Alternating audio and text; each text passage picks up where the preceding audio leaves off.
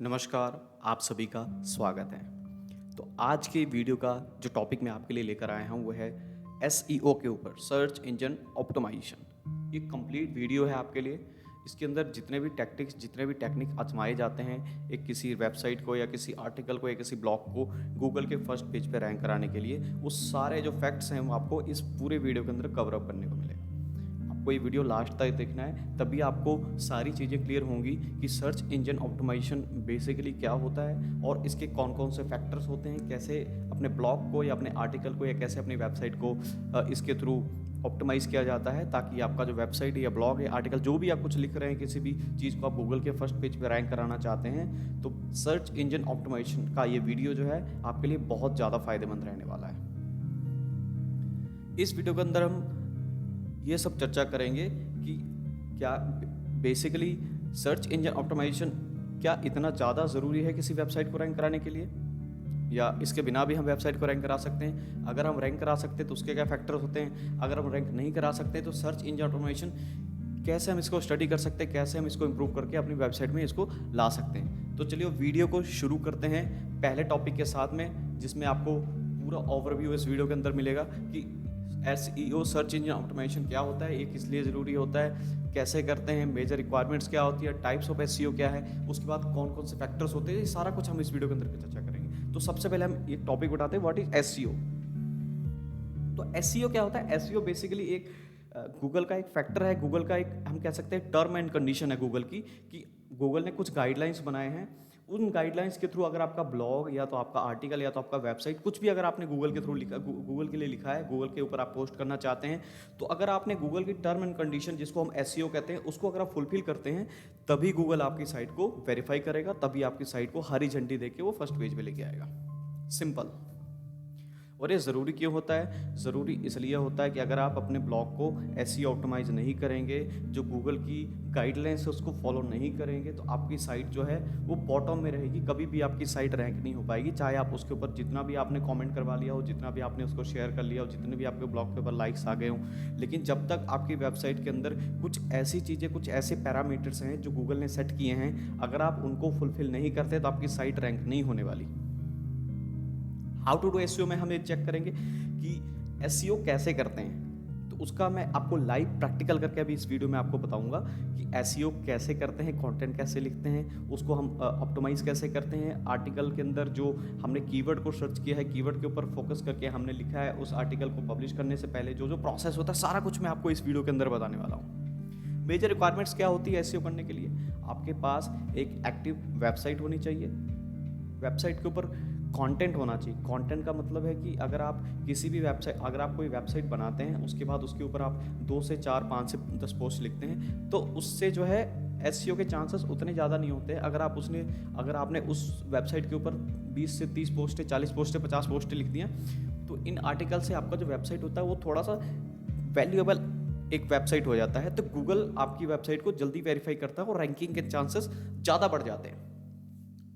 तीसरा स्टेप क्या है? आपकी होस्टिंग स्पीड, जो आपके वेबसाइट की होस्टिंग स्पीड है वो प्रॉपर होनी चाहिए, कि वेबसाइट क्लिक होने के बाद तुरंत खुलनी चाहिए, विद इन अ सेकंड खुलना चाहिए।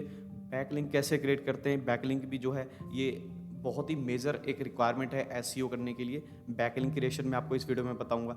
इंटरनल लिंक्स क्या होते हैं ये भी सारा कुछ आपको बताऊंगा। सोशल प्रेजेंस कितनी ज़रूरी होती है, और रेगुलर एक पोस्टिंग, यानी कि अगर आप किसी भी साइट को रैंक कराना चाहते हैं तो ऐसा नहीं है कि आपने उसके ऊपर ब्लॉग पोस्ट लिखना शुरू किया, 1 से 2 महीने में आपने उस पर 30 पोस्टें डाल दी या 40 पोस्टें डाल दी, उसके बाद आप बिल्कुल से निल हो गए, उसके ऊपर आपने पोस्ट डालना बंद कर दिया और साल भर 6 महीने आप वेट करते रहे कि आपका साइट रैंक क्यों नहीं हो रहा। तो कंसिस्टेंसी चाहिए। अगर आप किसी भी साइट को, किसी भी ब्लॉग को, किसी भी वेबसाइट को रैंक कराना चाहते हैं तो कंसिस्टेंट पोस्टिंग होनी चाहिए उसके ऊपर। बेशक आप आर्टिकल 1000 वर्ड्स का लिख रहे हैं, 1500 वर्ड्स का लिख रहे हैं, मैटर नहीं करता, कंसिस्टेंसी मैटर करती है। एसईओ कितने प्रकार का होता है? तो एसईओ जो है वो बेसिकली आपके सामने मैंने दिखाया 4 प्रकार का होता है। सबसे पहला क्या होता है? आपको कीवर्ड रिसर्च करना है, उसके बाद आपने उसको ऑन पेज ऑप्टिमाइज करना है, फिर ऑफ पेज ऑप्टिमाइज करना है, उसके बाद वेब पेज ऑप्टिमाइज करना है। तो सारा कुछ आपको इस वीडियो के अंदर मैं बताने वाला हूँ। कीवर्ड जो है, जब आप कोई ब्लॉग लिखते हैं, ब्लॉग का जो साइज है कम से कम 1500 वर्ड्स का होना चाहिए। ठीक है, पहली बात तो ये है। कीवर्ड रिसर्च करने के बाद जब आप ब्लॉग लिखते हैं तो ब्लॉग का जो साइज है कम से कम 1500 वर्ड्स का होना चाहिए। SEO ऑप्टिमाइज तभी वो होगा, और उसके अंदर जो जो कीवर्ड्स आपने सर्च किए हैं, कीवर्ड्स को आपने प्रॉपर आपने ऑप्टिमाइज करना है। और उसके बाद जो SEO है, SEO की गाइडलाइंस के अकॉर्डिंग गूगल ने 200 ऐसे फैक्टर्स बनाए हैं जो आपके आर्टिकल में होने चाहिए, तभी आपकी साइट को गूगल रैंक कराएगा। 200 फैक्टर्स। इसको रैंकिंग में भी ऐसा नहीं कि अगर आपने आज क्लियर कर लिया, आज ही आपने गूगल के 200 फैक्टर्स को अचीव कर लिया और गूगल ने आपकी साइट को रैंक करा लिया। तो रैंक कराने का भी प्रोसेस होता है, कम से कम 3 से 6 महीने लग जाते हैं, साल भर लग जाता है, कभी कभार 2-2 साल लग जाते हैं, तो भी साइट रैंक नहीं होती है। अगर आप गूगल के 200 जो फैक्टर है उनमें से 30 ऐसे फैक्टर हैं जो मोस्ट इंपॉर्टेंट फैक्टर्स हैं, अगर आप उनको अचीव कर लेते हैं तो आपकी साइट डेफिनेटली गूगल पे रैंक करेगी। गूगल के पहले पेज के ऊपर 10 रिजल्ट्स होते हैं जब आप कोई भी चीज़ गूगल पे सर्च करते हैं। मान लीजिए जैसे हमने पिछली वीडियोस में सर्च किया था हाउ टू लूज वेट, अगर आप how to lose weight Google पे लिखेंगे और एंटर करेंगे तो आप देखेंगे कि बहुत सारे वहाँ पे लिंक्स आ जाएंगे, बहुत सारे ब्लॉग्स के लिंक्स आ जाएंगे। तो उनको अगर आप काउंट करते हैं रैंडमली तो 10 आपको ऐसे मिलेंगे जो फ्री ऑफ कॉस्ट गूगल ने रैंक कराए हैं। उसमें आपको कुछ AD करके वहाँ पे डॉट, आपको सब मैं ये लाइव दिखाने वाला हूँ, AD डॉट लिखा होगा, उसके बाद वो आर्टिकल का लिंक होगा, तो वो ऐड है, ऐड के थ्रू उसको रैंक किया गया है। तो 10 ऐसे पोस्ट होते हैं जो गूगल अपने फर्स्ट पेज पे रैंक करवाता है। तो ये सारी चीज़ें आपको इस वीडियो में कवर अप करने वाला हूँ मैं, ठीक है। तो सब कुछ आपने जान लिया कि कैसे आपके पास एक्टिव वेबसाइट होनी चाहिए, रिच कंटेंट होना चाहिए, आपकी जो होस्टिंग स्पीड है वो बढ़िया होनी चाहिए, बैकलिंक अच्छे होने चाहिए, इंटरनल लिंक अच्छे होने चाहिए, सोशल प्रेजेंस आपके वेबसाइट का या आपके ब्लॉग का चाहिए, उसके बाद रेगुलर पोस्टिंग होनी चाहिए, आपको परसिस्टेंसी बरकरार रखना है, आपको लगातार ब्लॉग पोस्ट करना है। उसके बाद जो गूगल के 30 ऐसे फैक्टर्स हैं जिसको आपने अचीव करना है। तो चलिए वीडियो को आगे बढ़ाते हुए मैं आपको ले चलता हूँ नेक्स्ट टॉपिक पे। हम यहाँ पे मैं आपको लाइव प्रैक्टिकल करके बताऊंगा कि कैसे आपने एक आर्टिकल लिखना है, कैसे आपने कीवर्ड को ऑप्टिमाइज करना है, और उसके बाद आपको आगे मैं आपको बताऊंगा। तो चलिए हम नेक्स्ट टॉपिक पे चलते हैं। पहला जो है वो है ऑन पेज ऑप्टिमाइजेशन। तो एग्जाम्पल के लिए मैंने एक पहले से ही एक आर्टिकल लिख रखा है, तो मैं इसको ओपन करता हूँ और आपको दिखाता हूँ कि जो आर्टिकल लिखने का जो तरीका होता है वो कैसा होना चाहिए। ये मैंने canva.com एक वेबसाइट है जिसके ऊपर मैंने इससे पहले भी वीडियो बनाई है, उसके ऊपर मैंने ये लिखा है कि canva.com जो है आपकी कैसे हेल्प कर सकता है। तो इसका मैंने प्रॉपर आप चेक कर सकते हैं। ये उसका हेडिंग हो गया, उसके बाद ये इंट्रोडक्शन हो गया पैराग्राफ का, या जो सब्जेक्ट है उसका इंट्रोडक्शन हो गया, उसके बाद ये फर्स्ट हेडिंग होगी, उसके बाद यहाँ पे मैंने डिटेल में बताया, फिर उसके बाद सेकंड हेडिंग होगी, उसके बाद मैंने डिटेल दिया, फिर थर्ड हेडिंग होगी, फिर मैंने डिटेल दिया, जो मेन पॉइंट्स थे उनको मैंने पॉइंट्स में लिखा। तो इस तरह आपने ब्लॉग को लिखना है। ये ब्लॉग देखने में सुंदर लगना चाहिए, देखने में इंटरेस्टिंग लगना चाहिए कि कोई भी रीडर अगर आपके ब्लॉग पोस्ट पे जाए तो बाउंस ना हो, मतलब आपके जो लिखा हुआ आपने जो कंटेंट लिखा है उसको छोड़ के ना जाए, किसी और साइट पे ना जाए। तो इससे भी गूगल की रैंकिंग आपकी बहुत अच्छी होती है। अगर मान लीजिए कोई रीडर आपके साइट पे आया और 2 से 3 मिनट के बाद अगर आपका कंटेंट जो है गूगल ने सर्च किया है कि आपका कंटेंट 8 मिनट का है और आपका जो रीडर है वो आपके पेज पे आके 1 मिनट बाद ही चला जाता है, तो इससे गूगल वेरीफाई कर लेता है कि आपके कंटेंट, आपने जो कंटेंट पोस्ट किया है वो यूजफुल या वैल्यूएबल नहीं है, जिसके कारण जो रीडर है वो सेटिस्फाई नहीं हो रहा है, तभी आपके ब्लॉग को छोड़ के किसी और ब्लॉग पे चला जा रहा है। तो ये सारी चीज़ें भी मैटर करती हैं। ऐसा नहीं कि आपने कुछ भी लिख दिया तो गूगल उसको रैंक करवा देगा, अगर आपने फैक्टर सही कर लिए और आपकी गूगल आपके पोस्ट को रैंक करा देगा। अगर आप ऐसा सोचते हैं तो ये भी गलत है। आपको वैल्यूएबल कंटेंट होना चाहिए और गूगल के फैक्टर्स को कंप्लीट होना चाहिए, तभी आपकी साइट रैंक होगी। तो ये फॉर एग्जांपल मैंने इसको जैसे मैंने ऑन पेज ऑप्टिमाइजेशन की बात की, अभी हम ऑन पेज ऑप्टिमाइजेशन कर रहे हैं। तो ऑन पेज का मतलब होता है कि हमने पहले ऑफलाइन लिख लिया उसको, तो लिखने के अंदर क्या क्या चीज़ें आती हैं वो सारा मैं आपको लाइन बाय लाइन बताता हूँ। कि selecting right keyword for content, content research का भी एक तरीका होता है कि अगर आप मान लीजिए किसी भी टॉपिक के ऊपर लिखना चाहते हैं, जैसे आप फूड ब्लॉगर हैं या आप चाहते हैं फूड कुछ खाना बनाने के ऊपर लिखना चाहते हैं, या आप ट्रैवल ब्लॉगर हैं, आप ट्रैवलिंग के बारे में कुछ लिखना चाहते हैं, तो आप सबसे पहले क्या कीजिए, आप जैसे लिखिए कोई एक लोकेशन सेलेक्ट कीजिए। जैसे आपने सेलेक्ट किया कि मैं मनाली के ऊपर वीडियो बनाना चाहता हूँ, मनाली के ऊपर एक आर्टिकल लिखना चाहता हूँ, तो आप क्या करेंगे, गूगल के ऊपर मैं आपको लेके चलता हूँ। देखिए गूगल पे आपने लिख लिया मनाली,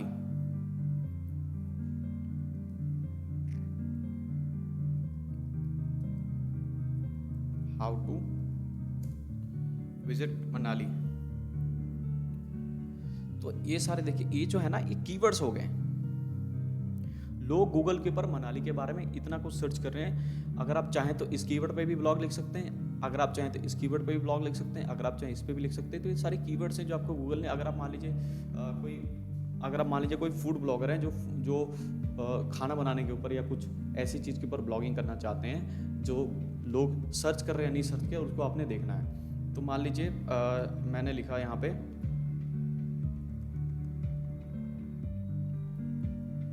शाही पनीर। अगर आप फूड ब्लॉगर हैं तो आपने सिर्फ शाही पनीर लिखा, तो यहाँ पे देखिए जो लोग सर्च कर रहे हैं गूगल के ऊपर वो सारी चीज़ें आपके सामने आ गई। आप इसके ऊपर ये टॉपिक उठा सकते हैं, शाही पनीर रेसिपी, इसके ऊपर आप ब्लॉग लिख सकते हैं। या तो आप लिख सकते हैं शाही पनीर कैसे बनता है, इसके ऊपर आप ब्लॉग लिख सकते हैं। शाही पनीर रेसिपी इन हिंदी, इसके ऊपर आप ब्लॉग लिख सकते हैं। मतलब आपको 3 ऐसे मैंने जो कीवर्ड बता दिए जिसके ऊपर लोग सर्च कर रहे हैं, ट्रेंडिंग में है ये।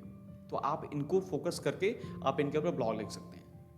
आई होप कि आपको पता चल गया कि मैं आपको क्या बताना चाहता हूँ। तो नेक्स्ट हम क्या बात करेंगे कि अगर आपका जो ब्लॉग है, अगर आप कुछ ऐसा लिख रहे हैं जो एक स्टूडेंट के लिए है या प्रोफेशनल के लिए है, तो आप उसका, आपका जो लैंग्वेज जो टफ लेवल पे होगा तो चलेगा। लेकिन आप कुछ ऐसा लिख रहे हैं जो, जैसे आप कोई ट्रैवल ब्लॉगर हैं, आप लिख रहे हैं कि यहाँ से वहाँ तक कैसे पहुँचना है, या लुधियाना से या पंजाब से आपको मनाली जाना है तो कैसे पहुँचना है, तो वो कोई भी सर्च कर सकता है गूगल के ऊपर। कोई प्रोफेशनल भी सर्च कर सकता है, कोई 18 साल का लड़का भी सर्च कर सकता है, कोई 60 साल का लड़का भी सर्च कर सकता है। तो आपको उस समय सिंपल लैंग्वेज में लिखना पड़ेगा। सिंपल सिंपल लैंग्वेज में, अगर आप सिंपल इंग्लिश लैंग्वेज में लिखते हैं तो गूगल आपकी साइट को रैंकिंग देता है।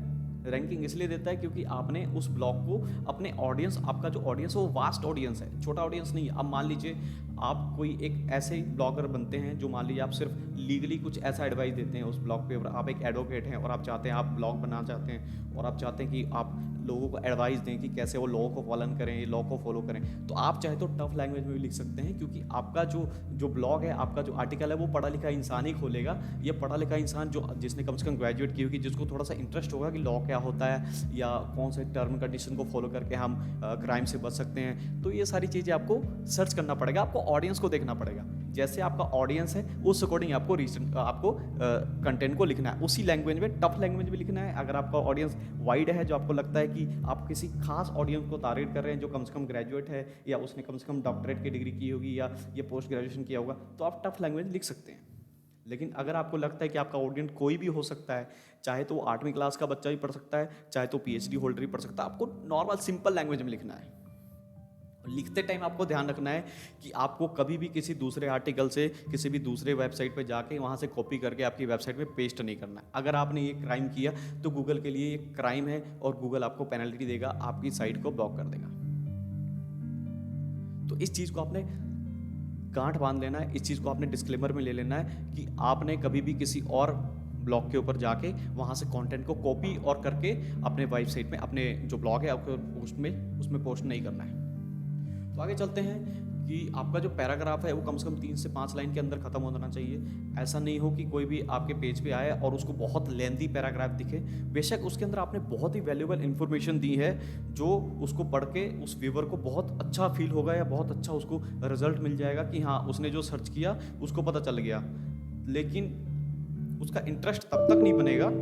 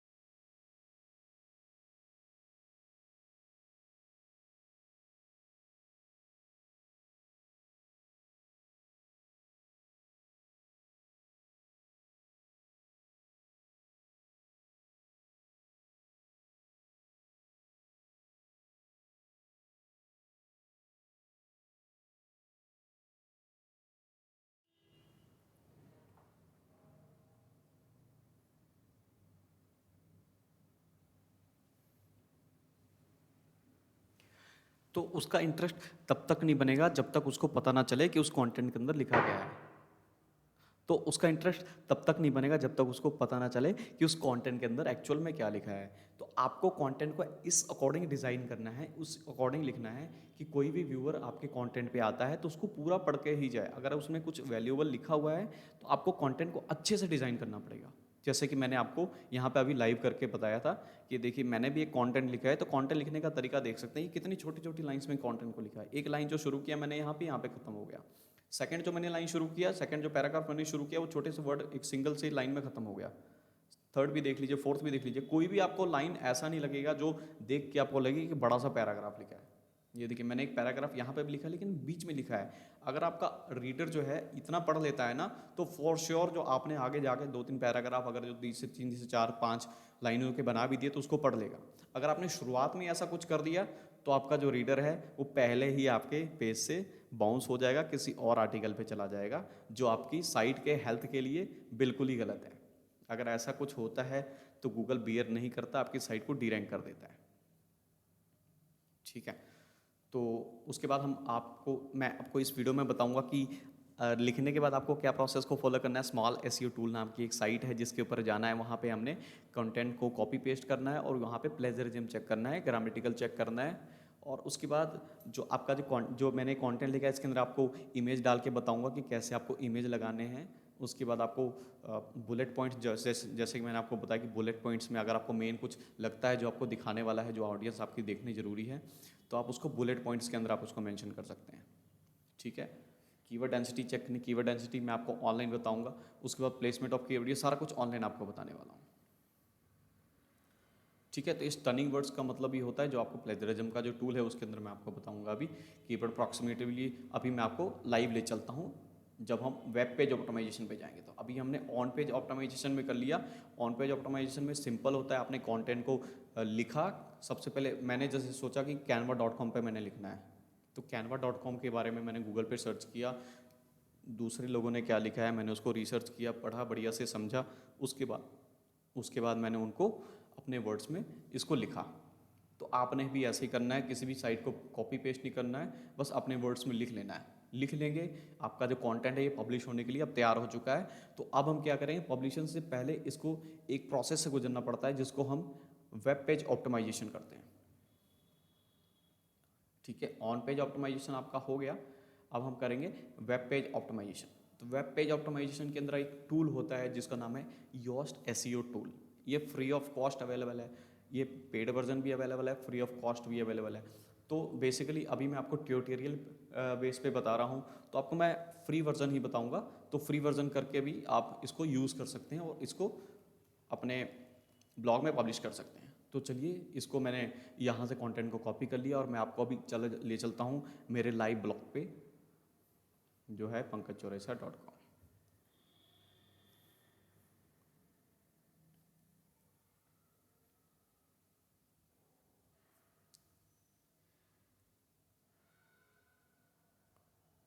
तो मेरी साइट, मेरा ब्लॉग जो है उसका जो डैशबोर्ड है वो खुल चुका है, जो वर्डप्रेस है।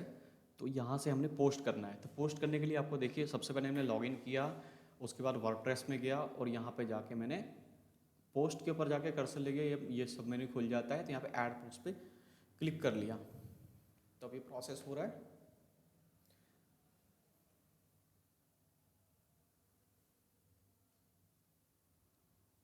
देखिए, तो यहाँ पे क्या कह रहा है, बेसिकली ऐड अ टाइटल। अगर मैं यहाँ पे सारी कॉपी जो मैंने कॉपी किया उसको मैंने डायरेक्टली पेस्ट कर दिया तो ये अपने आप ही सेट कर देगा कंटेंट को। ये देखिए, तो कंटेंट जो है वो सेट हो चुका है। ये जो है मेरा मैंने जो हेडिंग डाला था ये हेडिंग आ गया। उसके बाद ये सारा मेरे जो आर्टिकल मैंने लिखा था जैसे जैसे करके same as it is copy paste हो गया यहाँ पे। तो ऑफ पेज ऑप्टिमाइजेशन से हम ऑन पेज ऑप्टिमाइजेशन पे अभी आ चुके हैं। ऑलराइट, तो ये देखिए जो एसईओ टूल है वो यहाँ पे है। आपने कंटेंट ऊपर लिख दिया, उसके बाद आपने यहाँ पे लिखना है। तो मेरा जो है वो फोकस कीवर्ड क्या है, मैंने किसके ऊपर लिखा है, canva.com पे। तो मैं यहाँ पे लिखाऊंगा canva.com।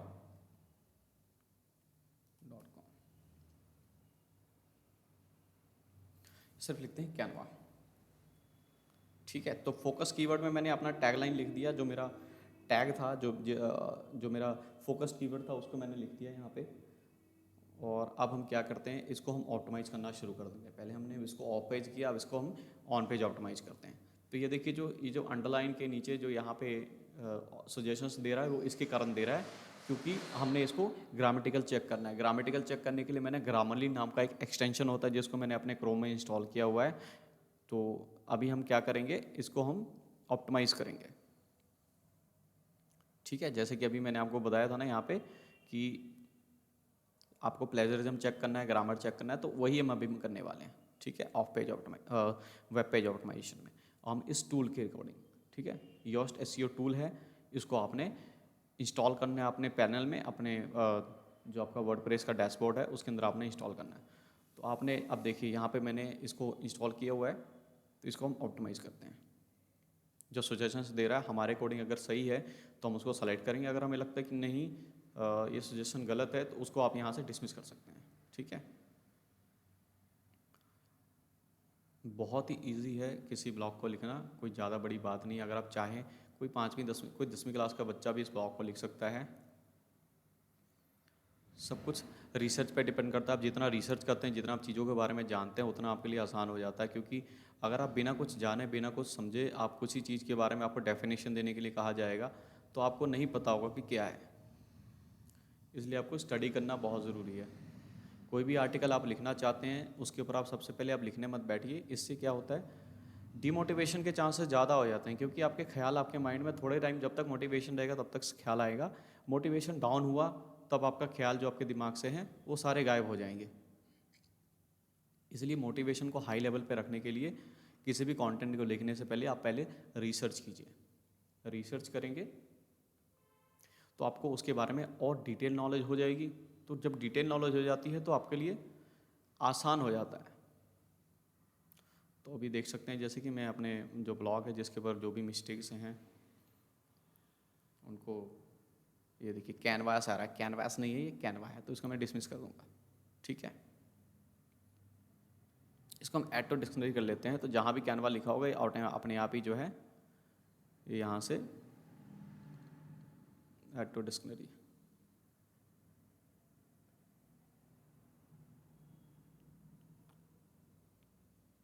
Use,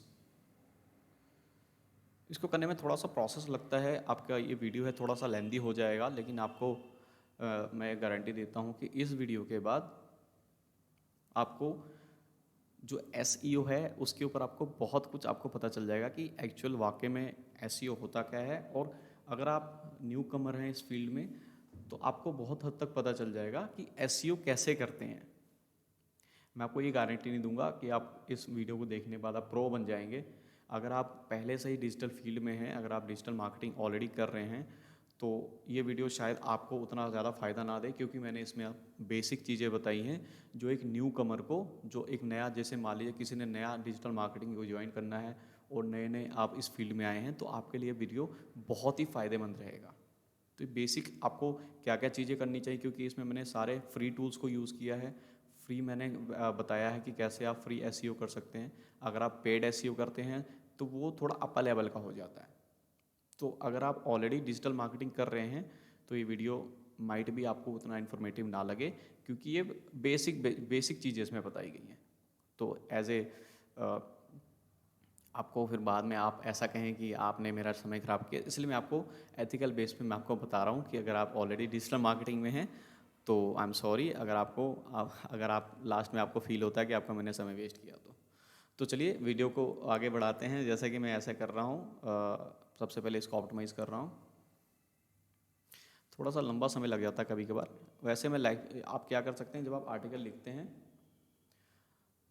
you do not need to buy, अगर आप आर्टिकल लिखते हैं तो डायरेक्टली इसी पेज पे आकर लिख सकते हैं। मैं ऐसा ही करता हूँ, जब भी मेरे को आर्टिकल कोई लिखना होता है तो मैं डायरेक्टली वर्डप्रेस खोलता हूँ, पोस्ट पे जाके, ऐड पोस्ट पे जाके, और यहाँ पे आके डायरेक्टली लिखने लग जाता हूँ। तो उससे क्या होता है कि ये जो सजेशंस आ रहे हैं वो साथ ही साथ आ रहे होते हैं, साथ ही साथ मैं उसको क्लियर करता जाता हूँ।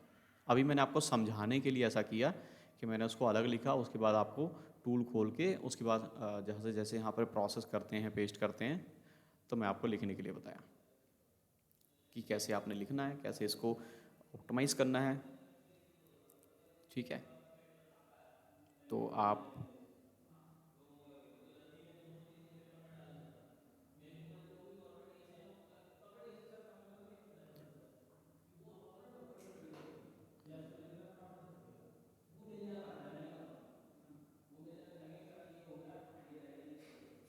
तो ये अब लगभग ख़त्म होने वाला है, कंक्लूज़न आ गया है।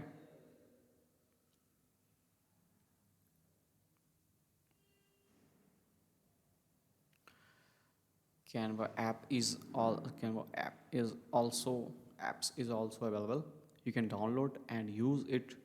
Complete feature as it's available on the website. तो चलिए, तो साइट का जो ग्रामेटिकल एरर था वो हमने हटा दिया। तो अब हम उसका करते हैं प्लेजरिज्म चेक। इसको हमने यहाँ से किया कॉपी, जस्ट अ मिनट।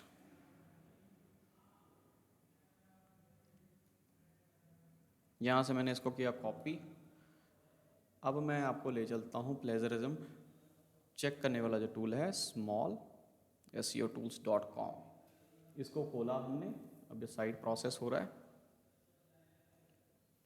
इस साइट हमारे सामने खुल चुकी है। पहला जो सबसे पहला टैब है प्लेजरिज्म चेकर, इसको ओके करेंगे हम। ओके किया, अभी प्रोसेस हो रहा है।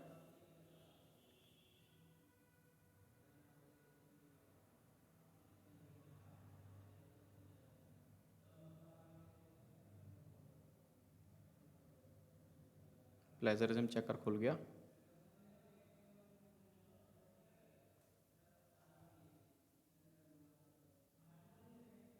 प्लेजरिज्म चेकर में आने के बाद यहाँ पे लिखा हुआ देखिए हिडन वर्ड्स में, copy and paste your text here to detect plagiarized content. आपने क्या करना है, कॉपी, और सबसे पहले मैं आपको बताऊँ, आपका जो ये जो मेरा कंटेंट था जो मैंने लिखा था, ये कितने वर्ड्स का था?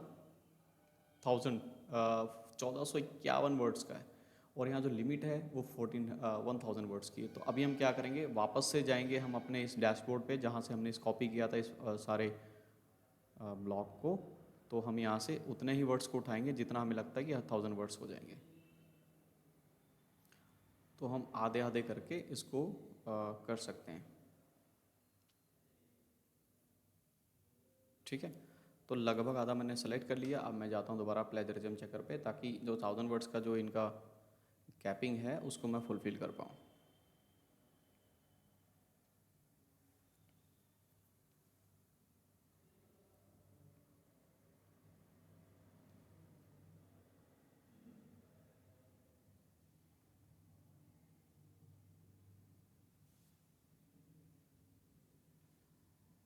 साइट थोड़ी सी हैंग हो गई है, I don't know why it is happening.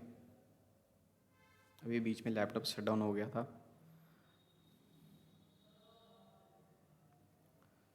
Oh come on यार, व्हाट आर यू डूइंग?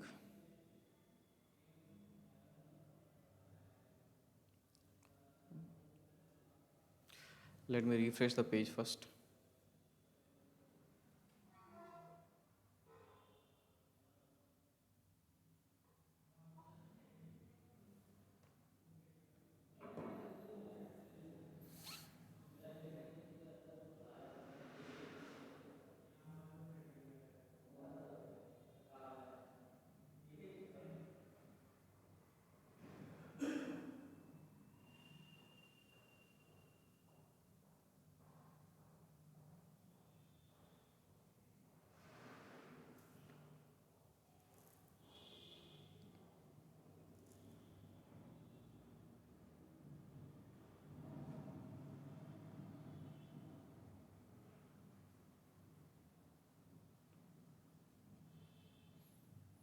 तो चलिए यहाँ पे अब जितने भी वर्ड्स को मैंने कॉपी किया है उसको मैं यहाँ पे पेस्ट कर रहा हूँ। तो देखिए 684 वर्ड्स जो हैं अभी सिर्फ कॉपी हुए हैं।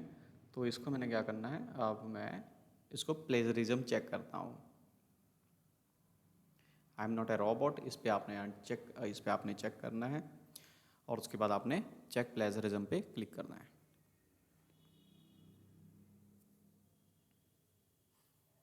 अब इसने कंटेंट को प्रोसेस में ले लिया है। इस चीज़ को चेक करने के लिए प्लेजरिज्म कैसा है। प्लेजरिज्म का मतलब ये होता है कि गूगल ये चेक कर रहा है अभी कि मैंने जो कंटेंट लिखा है उसको मैंने कहीं से कॉपी करके और इसको पेस्ट तो नहीं किया है। मैंने इससे कहीं से चुराया तो नहीं है। तो ये एक टूल है जो हमें बता देता है कि आपका जो ये लिखा हुआ जो लाइन आपने जो लिखी है ये ऑलरेडी कहीं पब्लिश हो चुकी है। तो आप क्या कर सकते हैं, उस लाइन को या तो मॉडिफाई कर सकते हैं या तो आप उसको हटा सकते हैं आपके ब्लॉग के अंदर से। तो इससे क्या होता है, गूगल जो है आपकी साइट को प्योर वैल्यू देता है, क्योंकि आपके साइट के ऊपर प्योर कंटेंट है। यूनिकनेस 100% है, 95% तक का यूनिकनेस जो है वो एक्सेप्टेबल है। 5% प्लेजरिज्म गूगल बियर कर लेता है। अगर आप 5% से ज़्यादा प्लेजरिज्म लाते हैं तो प्लेजरिज्म स्कोर के कारण आपका जो साइट है वो डी रैंक होने के चांसेस बढ़ जाते हैं। तो अभी देखिए मेरा जो साइट जो मैंने जो लिखा है उसको अभी प्लेजरिज्म चेक हो रहा है, तो अभी तक तो यूनिकनेस मेरा ऑल टू ऑल यूनिकनेस दिखा रहा है कि सारा कंटेंट जो मैंने खुद लिखा है कहीं से कॉपी पेस्ट नहीं किया है। तो इसको होने के बाद हम क्या करेंगे, सेम इसको कॉपी करेंगे और वहाँ पे पेस्ट कर देंगे जहाँ से मैंने इसको उठाया। अगर यहाँ से ओके सब कुछ ओके बता रहा है तो कॉपी पेस्ट करने की ज़रूरत नहीं है। नेक्स्ट स्टेप पे जा सकते हैं कि बाकी का जो वर्ड्स है उसको हम वहाँ से उठाएं और यहाँ पे पेस्ट करके चेक करें। 50% हो चुका है।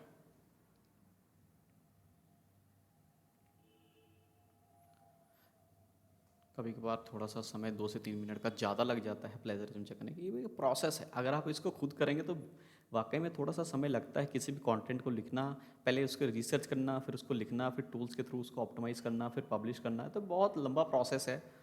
लेकिन प्रोसेस कहते हैं ना, थोड़ा सा अगर आप मेहनत करेंगे तो मेहनत के बाद ही सफलता मिलती है। तो ये मेहनत की घड़ी है, थोड़ा सा मेहनत लग रहा है, समय लग रहा है, लेकिन जब ये पब्लिश हो जाएगा, जब इसको लोग पसंद करेंगे, लाइक करेंगे, तो बहुत अच्छा फील होता है कि मेहनत रंग ला रही है।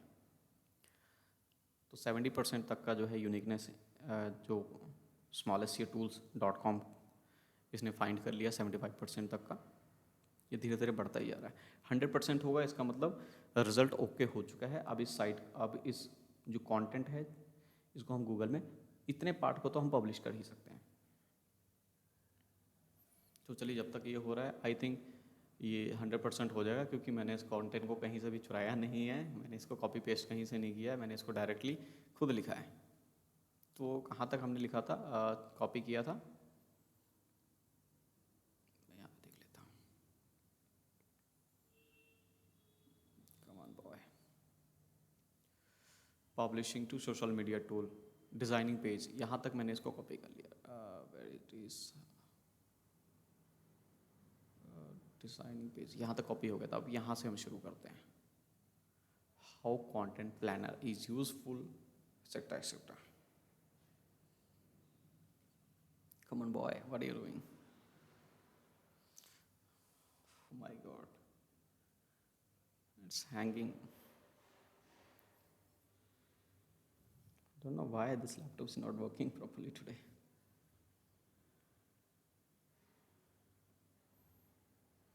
हाँ चलिए, अब ये सेलेक्ट हो गया। अब मैं बॉटम तक जाऊंगा जहाँ पे मेरा आर्टिकल ख़त्म हो रहा है। कॉपी किया, अब तक तो ये 100% हो गया होगा। Plagiarism, wait a minute, I think मैंने उस पर क्लिक किया तो बैक हो गया। ना ना ना, 100% कंप्लीटेड बता रहा है। My content is 0% प्लेजराइज्ड, 100% unique. It's pure content. ये प्योर कॉन्टेंट है कि गूगल इसको पब्लिश करने में कोई ऑब्जेक्शन नहीं डालेगा और रैंकिंग में भी मेरी मदद करेगा। तो अब क्या करेंगे, हमने पहले कंटेंट को यहाँ से हटाना है और नए कंटेंट को पेस्ट कर देना है। ठीक है, मैंने पेस्ट कर दिया यहाँ पे। अब चलते हैं नेक्स्ट स्टेप पे, check plagiarism. I am not a robot, इस पे आपने चेक किया, उसके बाद आपने नीचे चेक प्लेजरिज्म पे ओके किया। स्टिल हैंगिंग, या चेक प्लेजरिज्म अभी प्रोसेस हो रहा है। प्रोसेस होने के बाद आपको रिजल्ट्स देगा कि आपका जो कंटेंट है वो प्लेजराइज्ड है, अगर है तो कितना है, अगर नहीं है तो कॉन्ग्रेचुलेशंस, आप इसको पब्लिश कर सकते हैं। प्रोसेस में अभी है। I think it's asking me to do once again, या no no no no, it's happening. Be patient, it might take a while to display the results. लो जी 7%, सो थोड़ा सा वेट करना पड़ेगा अभी इसके लिए।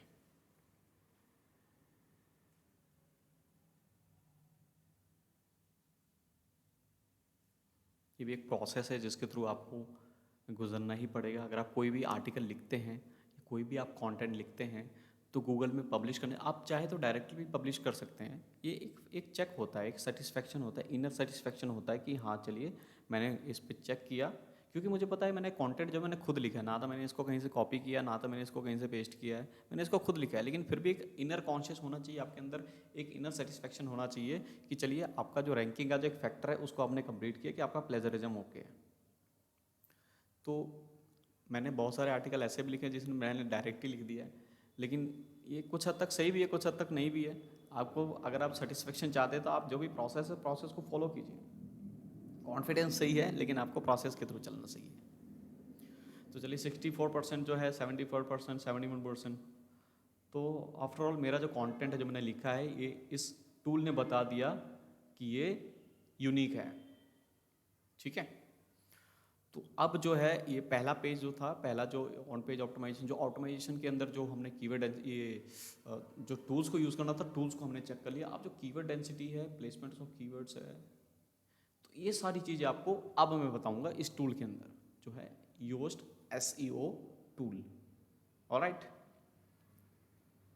देखिए 93%, अभी भी 0% प्लेजरिज्म था, 100% चेक हो गया। सो कंग्रेचुलेशंस, आपका जो कंटेंट जो लिखा हुआ है ये 100% ओके, आप इसको पब्लिश कर सकते हैं, ये उस टूल ने बता दिया। ठीक है, तो चलिए अब हम इसके अंदर हेडिंग्स बनाएंगे प्रॉपर। अब देखिए कैनवास आ रहा है, the canvas dismiss, how to use the Canva. यहाँ पे कैनवा आएगा ना, क्योंकि canva.com है। कैनवा,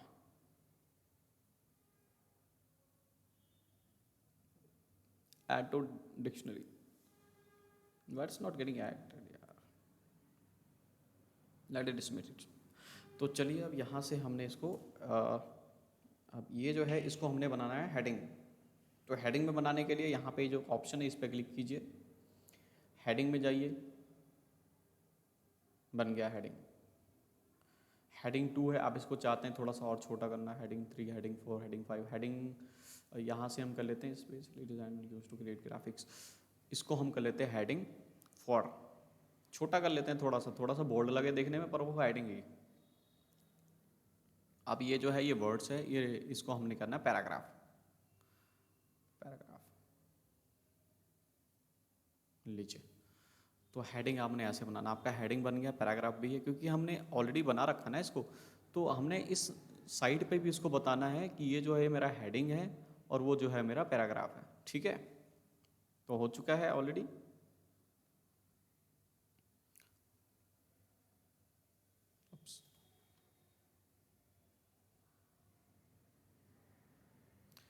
प्रॉपर आपने इसको स्पेस देना है, जितना आपको पहले में होना चाहिए स्पेस, वैसे आपको सेकंड में भी होना चाहिए। स्पेस प्रॉपर होना चाहिए आपके पैराग्राफ्स के अंदर। देखिए कैनवा जो है, जहाँ जहाँ पे मैंने कैनवा लिखा है सबको उसने अंडरलाइन किया, क्योंकि ये डिक्शनरी में ऐड ही नहीं कर रहा है इस वर्ड को। तो कैनवा देखिए यहाँ पे स्पेस ज़्यादा है, वहाँ पे स्पेस कम है, तो मैंने क्या किया, यहाँ से एंटर किया, यहाँ से मैंने बैक स्पेस ले लिया, या तो हम नीचे जाके ऊपर आ सकते हैं बैक स्पेस लेके। लो जी, drag and drop photo editor, बहुत सारा फीचर है, अगर आप चाहें तो खुद भी इस ब्लॉग को पढ़ सकते हैं। आप देखिए इसके अंदर आपको बहुत ही वैल्यूएबल कंटेंट मिलेगा canva.com की। वैसे मैंने वीडियो भी बनाई है, आप चाहें तो वीडियो से भी डायरेक्टली आप गो थ्रू कर सकते हैं, आपको मिल जाएगा जो भी आपको इन्फॉर्मेशन चाहिए। तो चलिए ये ब्लॉग जो है बन चुका है, अब हम इसको टूल्स के अराउंड इसको बनाएंगे। अब जो हमारा SEO टूल है, अब हम टूल्स पे आते हैं। अभी तक का जो वीडियो था वो ऑफलाइन वीडियो, ऑफलाइन बेस पे था कि आपने रिसर्च किया और लिख लिया, आपने 2 टूल्स यूज़ किए, ग्रामरली और एक यूज़ किया आपने स्मॉल SEO टूल, उसके थ्रू आपने ब्लॉग को ऑप्टिमाइज़ कर लिया। अब जो लास्ट प्रोसेस आता है पब्लिशिंग से ठीक एक स्टेप पहले का, वो आता है SEO। तो अब हम SEO करने वाले हैं।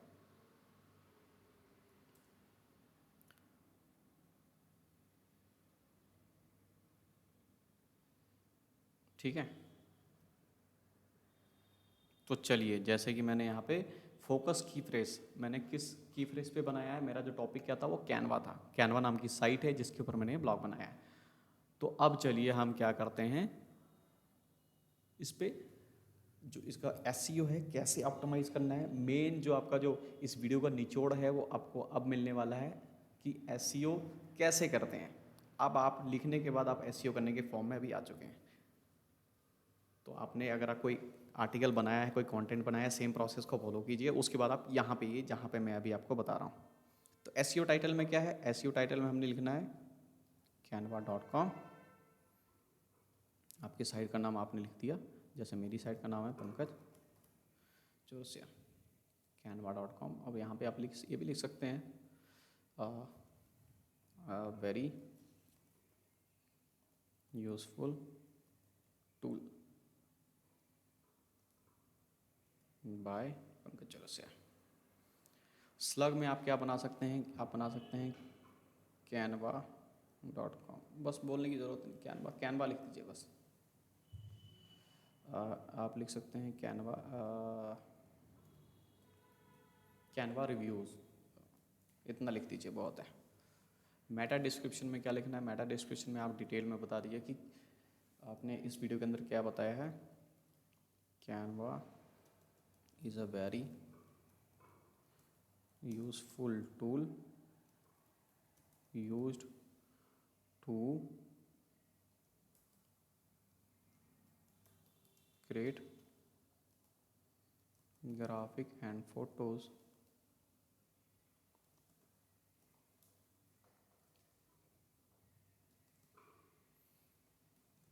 it's a very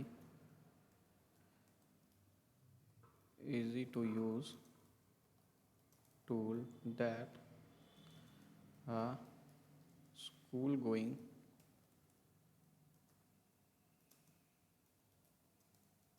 even can work on it। तो अब इसको क्या करेगा, even a school going,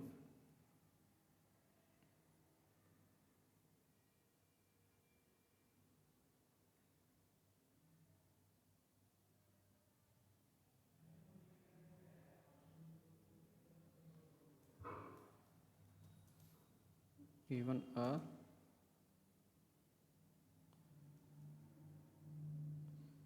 that even a school going child can work on it. तो ये मेरा जो है डिस्क्रिप्शन बन गया। आप देख सकते हैं कि जैसे जैसे मैंने इसके ऊपर चेंजेस किए हैं ना, वैसे वैसे आप ऊपर चेक कर सकते हैं, इस वाले पार्ट में आपको बदलाव देखने को मिल रहा होगा। तो बेसिकली क्या है, ये आपका जो साइट है जो आप बना रहे हैं गूगल के ऊपर कैसा दिखेगा, उसको हम यहाँ से सही कर रहे हैं।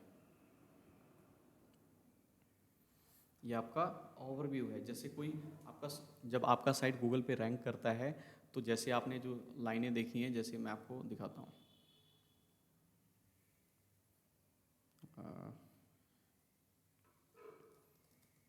How to lose weight, my favourite topic.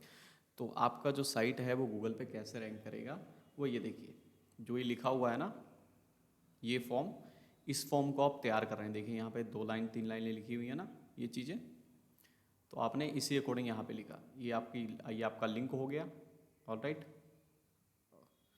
ये आपका लिंक हो गया जो यहाँ पे ऊपर शो हो रहा है ब्लैक रंग में।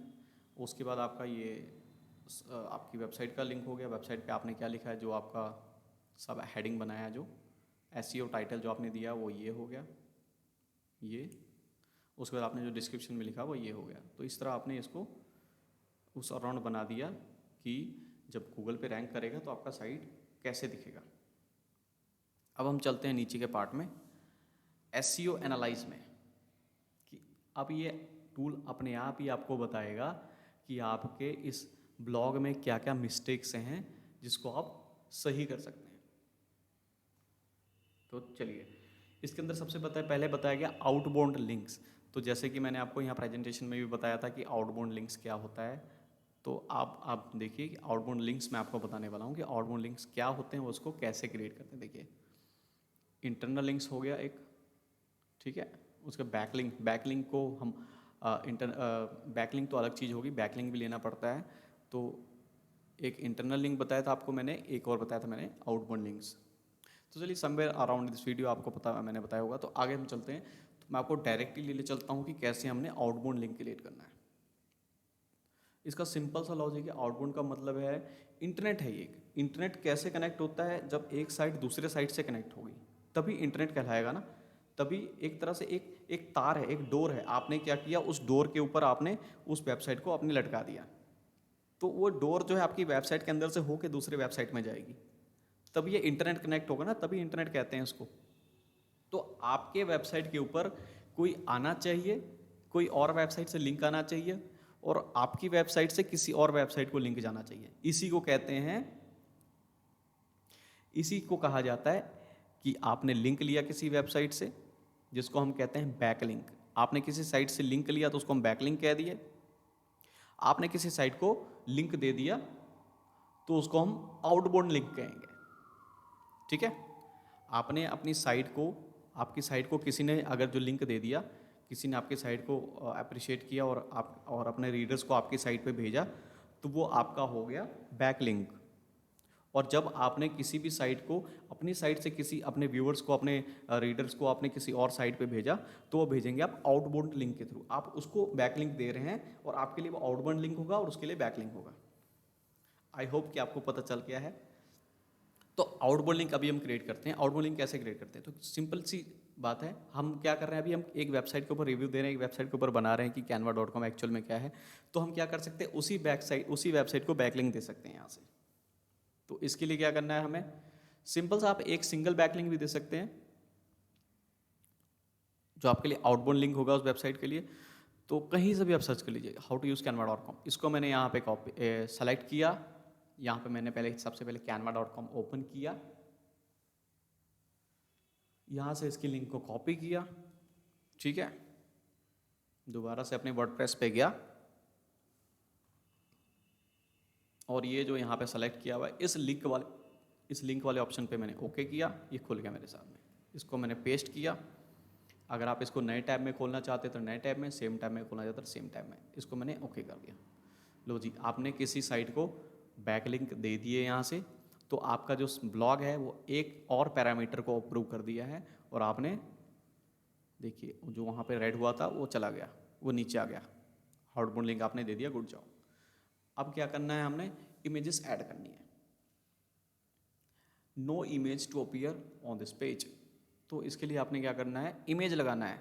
आपका जो साइट है वो किसके ऊपर डिपेंड कर रहा है, आपका जो वेबसाइट है, आप ही जो आपने जो ब्लॉग बनाया है वो canva.com पे बनाया है, क्योंकि जैसे इस वीडियो में आप ट्यूटोरियल देख रहे हैं, तो canva.com के रिलेटेड आपने यहाँ पे फोटो लगानी है।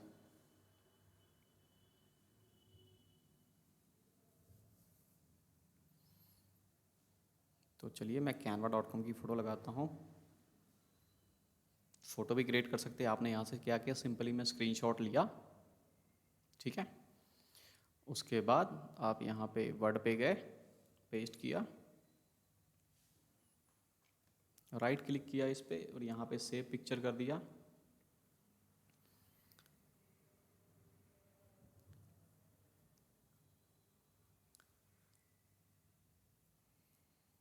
फिर से हैंग हो रहा है सिस्टम। मैंने भी ठान लिया कि आज इस वीडियो को क्लियर करके ही उठूँगा। तो डेस्कटॉप पे इसको हम सेव कर लेते हैं। Oh come on buddy, what are you doing यार। तो चलिए इसको हम रैंडमली 1 2 3 4 लिख देते हैं। सेव कर लिया मैंने इसको। Now let's go to the desktop. अब ये खुल गया है, इसको हम करेंगे ओपन। इमेज लगाना बहुत ज़रूरी है। इमेज से ही गूगल, अगर आप मान लीजिए कंटेंट आपने लिख दिया, तो आपका जो साइट है वो इमेज के बिहाफ पे भी रैंक करता है।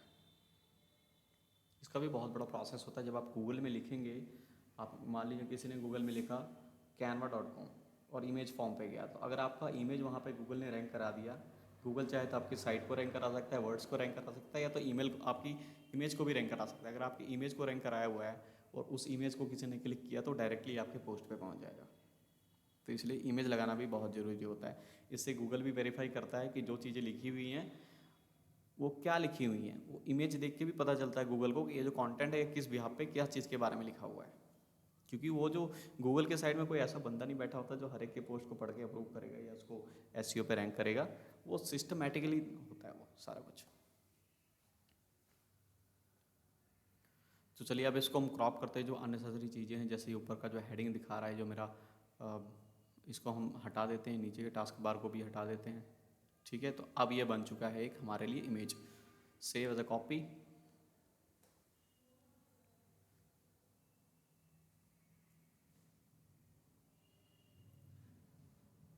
तो अब ये सेव हो रहा है, थोड़ा समय ज़्यादा लग रहा है, हैंग हो रहा है। डेस्कटॉप 1 2 3 4, अब इसको हम करते हैं 5, बिकॉज मैंने 4 ऑलरेडी सेव किया हुआ है। तो 5 किया, ये सेव हो गया। Now let's move on to the website. अब यहाँ से हम क्या करेंगे, इसको हम इमेज को ऐड करेंगे। ऐड कैसे करते हैं वो मैं आपको बताता हूँ। What is canva.com। इससे पहले हम इसको ऐड करेंगे। यहाँ पे गए, इस कर्सर पे ओके किया, इमेज पे गए, ठीक है, अपलोड इमेज पे गए। यहाँ से हमने इस फोटो को सेलेक्ट किया, डेस्कटॉप पे गए, 1 2 3 4 5, where are you, here it is. इसको सेलेक्ट किया, ओपन पे ओके कर दिया। अब ये देखिए अपलोड हो गया।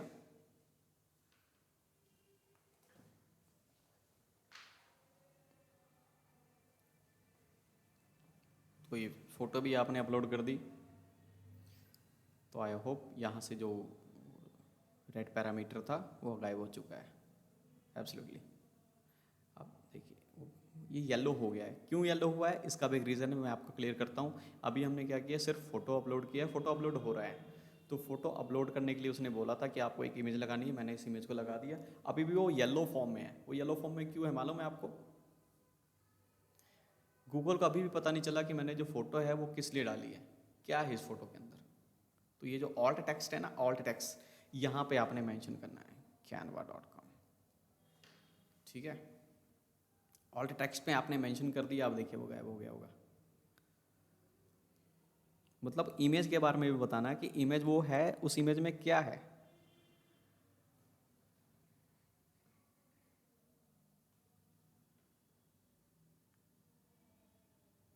इंटरनल लिंक्स, इंटरनल लिंक्स के अंदर क्या होता है? अब इंटरनल लिंक्स के अंदर मैंने अपने साइट पे जितने भी पोस्ट किए हैं उनमें से किसी एक मतलब अपनी साइट के ऊपर जितनी पोस्ट की हैं वो सारी पोस्ट जो है ना एक दूसरे से कनेक्टेड होनी चाहिए। मान लीजिए इससे पहले मैंने 10 पोस्टें की या 20 पोस्टें की, अब मैं 21वां पोस्ट लिख रहा हूँ, तो बाकी के जो 20 पोस्ट हैं उनमें से किसी ना किसी को मेरे इस पोस्ट से लिंक जाना चाहिए। वेबसाइट बाहर से भी कनेक्टेड होनी चाहिए, अंदर से भी एक दूसरे से कनेक्टेड होनी चाहिए। एक तरह से जाल होना चाहिए कि कोई भी व्यूअर उस साइट पे आए तो एक साइट से दूसरे साइट पे जाए, दूसरे से तीसरे पे जाए, तीसरे से चौथे पेज पे जाए। तो ऐसे करके होता है। तो अब चलिए इसके लिए मैं क्या करता हूँ, अपना वेबसाइट ओपन करता हूँ। वेबसाइट ओपन किया और यहाँ से मैंने लिंक लिया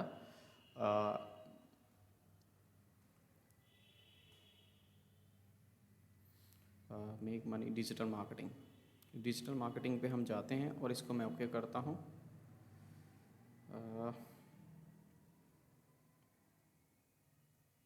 फैक्ट्स अबाउट डिजिटल मार्केटिंग, हम किसी भी साइट को, हम किसी भी ब्लॉग को यहाँ से रैंक दे सकते हैं। तो मान लीजिए इसको मैंने इसको मैंने यहाँ से इंटरनल लिंक दिया, कॉपी किया यहाँ से और अब वापस आ गए हम इसके ऊपर।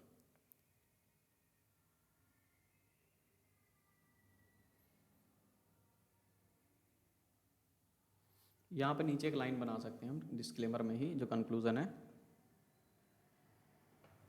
टू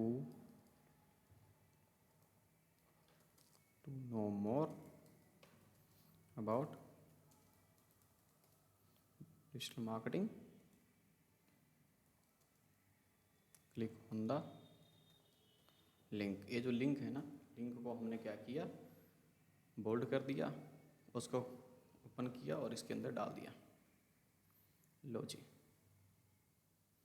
तो अब क्या किया हमने, इसको इंटरनल भी कनेक्ट कर दिया कि अब जो रीडर आएगा वो मेरे लास्ट में जब इस पोस्ट को ख़त्म कर देगा पढ़ के, तो इस लिंक पे क्लिक करके मेरे दूसरे पोस्ट पे भी जा सकेगा। ठीक है, तो अब जो है 2 प्रॉब्लम्स रह गई हैं एसईओ की, जो हमने फुलफिल करनी है। पहला है की फ्रेज इन इंट्रोडक्शन। की फ्रेज मेरा क्या है? canva.com, कैनवा है ना। तो यहाँ पे मैंने शुरुआत कैसे की, are you looking for a tool that could help you to create both fancy and professional images?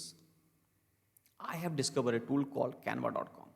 A few years back, I'm using it for so far. And now I want to share it, usage and its benefit to my audience. तो यहाँ क्या है, मैंने जो Canva use किया second में use किया, first line में यूज़ होना चाहिए। तो यहाँ पे मैं क्या कर सकता हूँ, एक यहाँ पे हम डायरेक्टली लिख सकते हैं कैनवा। तो इससे क्या हुआ, मैंने जो मेरा जो फोकस कीवर्ड है, फोकस जो की फ्रेज है, मैंने उसको यहाँ पे बता दिया कि मैंने इस ब्लॉग को किस बिहाफ पे लिखा है, किस वर्ड के ऊपर लिखा है, कैनवा। इसको चाहे तो हम शुरू में भी लिख सकते हैं, लास्ट में भी लिख सकते हैं। इसको मैंने यहाँ से कट किया, यहाँ पे जाके इसको डाल दिया ऐसे, कैनवा। ठीक है, बोल्ड करना है तो बोल्ड कर दीजिए, ताकि आपको ऐसा लगे कि are you looking for a tool that could help you create both fancy and professional tool. तो यहाँ पे हम आगे भी बढ़ा सकते हैं। Well, I have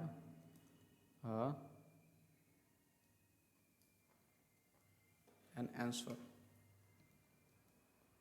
for you. Are you looking for a tool that could help you create? If your answer is yes, यहाँ से लिखते हैं। If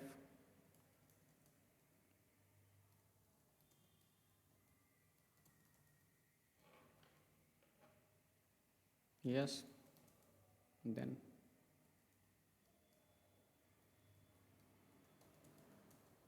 presenting a tool called canva.com। तो लीजिए, हमने इसको प्रोफेशनली बना दिया।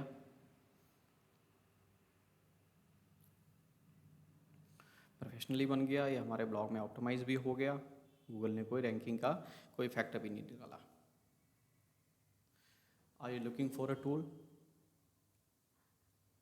that could help you create both fancy and professional images? If your answer is yes, then presenting a tool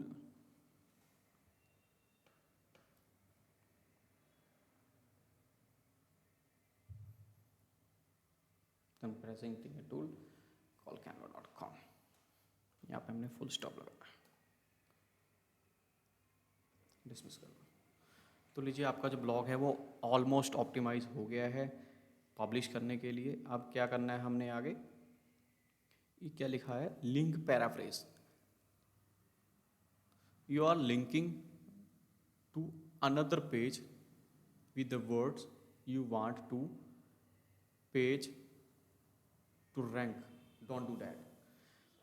तो अभी क्या किया मैंने canva.com के ऊपर मैंने ब्लॉग लिखा है और मैंने canva.com पे यहाँ से लिंक दे दिया।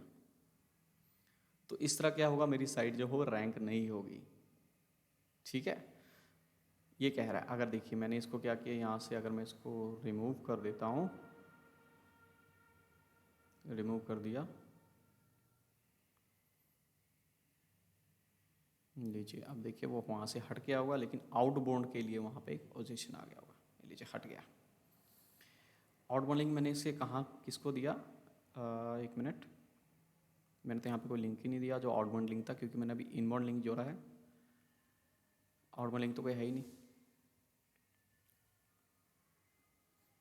तो एनी हाउ इसने उठा लिया है शायद आउटबाउंड लिंक। तो ये देखिए 14 ऐसे फैक्टर हैं जो आपको फ्री एसईओ टूल्स के अंदर यूज़ करने को मिलते हैं। 14 ऐसे टूल्स हैं, 14 ऐसे गाइडलाइंस, ये एनालिस्ट है जिसको आपको प्रॉपर फॉलो करना है। वैसे तो आपको मैंने बताया था कि कुछ 30 के आसपास होते हैं, जैसे आपको प्रेजेंटेशन में भी बताया था 30 फैक्टर्स होते हैं, लेकिन फ्री वाले में आपको 14 ही मिलेंगे। अगर आप इसको इतना भी कर लेते तो भी बहुत होता है। तो ये आपने क्या किया, इसको प्रॉपर लिख दिया। अब हम चलते हैं पब्लिशन के ऊपर। अब इसको हम करते हैं पब्लिश। सिंपली आपने क्या करना है, ये देखिए, रीडिंग एनालिसिस नीड इम्प्रूवमेंट, इसने बता दिया कि आपने जो लिखा है ब्लॉग वो तो रैंकिंग के लिए ठीक है, आपने सारे पैरामीटर्स को फॉलो कर लिया, लेकिन आपका जो लिखने का जो तरीका है ना वो थोड़ा ज़्यादा हार्ड है। तो अब इसको हम सही करेंगे। Consecutive words, four text contents, the text contents four consecutive starting. तो अब इसको हम हाईलाइट करते हैं और वहीं पे चलते हैं जहाँ पे इसने बताया कि आपने एक ऐसा पैराग्राफ है आसपास का जहाँ पे आपने 4 वर्ड्स को लिखा है। ये देखिए, तो अब यहाँ पे इसको हम सही करेंगे।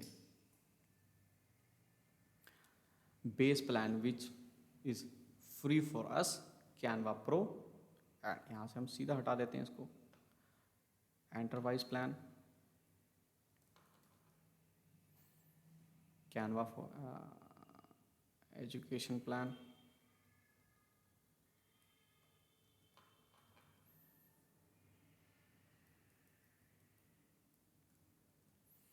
ठीक है। ओप्स, एजुकेशन प्लान,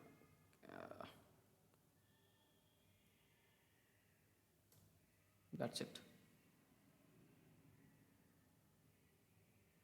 लीजिए, तो हमने क्या किया, उसको फैक्ट को फाइंड आउट किया, उसको डिसमिस कर दिया।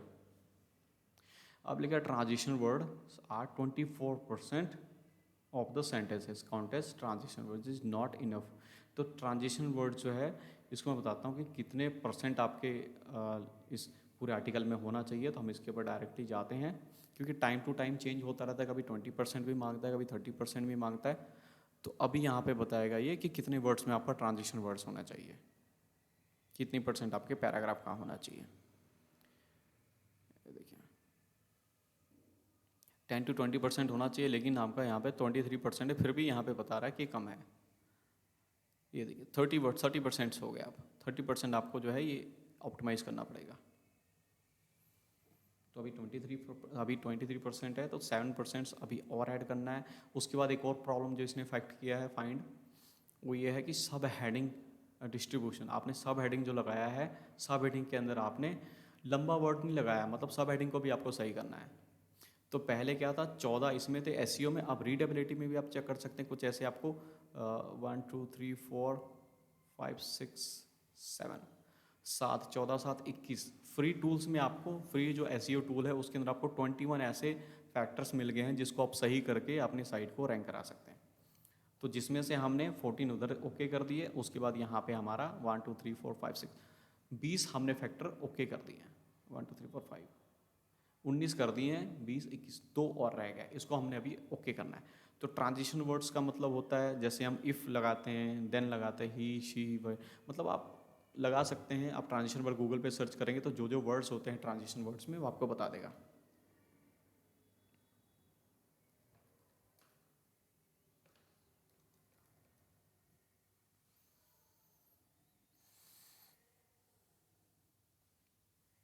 इमेज पे चलते हैं हम डायरेक्टली। अब जैसे मैंने वहाँ पे इमेज लगाया था, कोई भी यहाँ पे canva.com लिखेगा, इमेज में जाएगा। अगर मेरा इमेज यहाँ पे आ रहा है, उसको कोई ओके करेगा तो यहाँ पे ऐसे खुलेगा। तो यहाँ पे जैसे यूट्यूब पे वीडियो, यहाँ पे मेरी साइट आ जाएगी, यहाँ पे किसी ने ओके किया विजिट तो डायरेक्टली मेरी साइट पे चला जाएगा। तो ये फ़ायदा होता है इमेज लगाने का। तो यहाँ पे हमने ट्रांजिशनल वर्ड को खोला, एम्फेसिस में होता है, एडिशन होता है, कॉन्ट्रास्ट होता है, ऑर्डर होता है। तो ट्रांजेक्शनल वर्ड जो होते हैं वो एक वर्ड को दूसरे वर्ड से, एक पैराग्राफ को दूसरे पैराग्राफ से जोड़ते हैं। तो चलिए हमने चेक करना है कि ट्रांजिशन वर्ड्स हमने कहाँ कहाँ यूज़ करने हैं। इसने हाईलाइट कर दिया कि यहाँ पे आपका यूज़ होना चाहिए।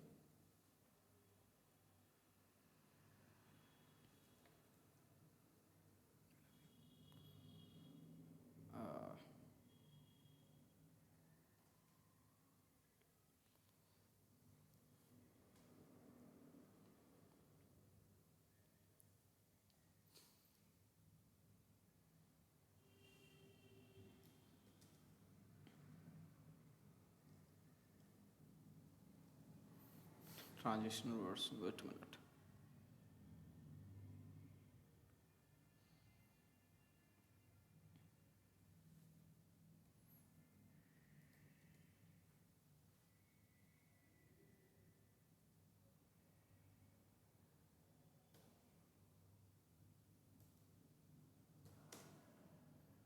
लीजिए।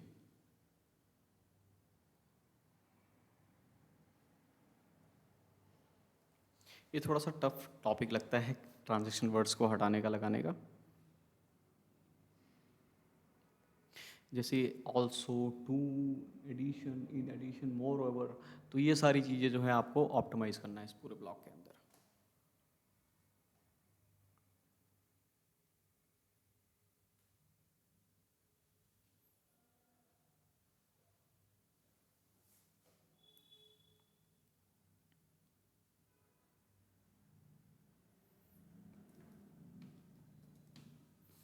तो चलिए, एक मैंने यूज़ किया और ये हट गया यहाँ से। अब more over is a transition word, MOREOVER, MOREOVER। तो ऑलरेडी मैंने इसको कर दिया, फिर भी ये हाईलाइट ही है, तो मैं इसको यहाँ से सही करता हूँ।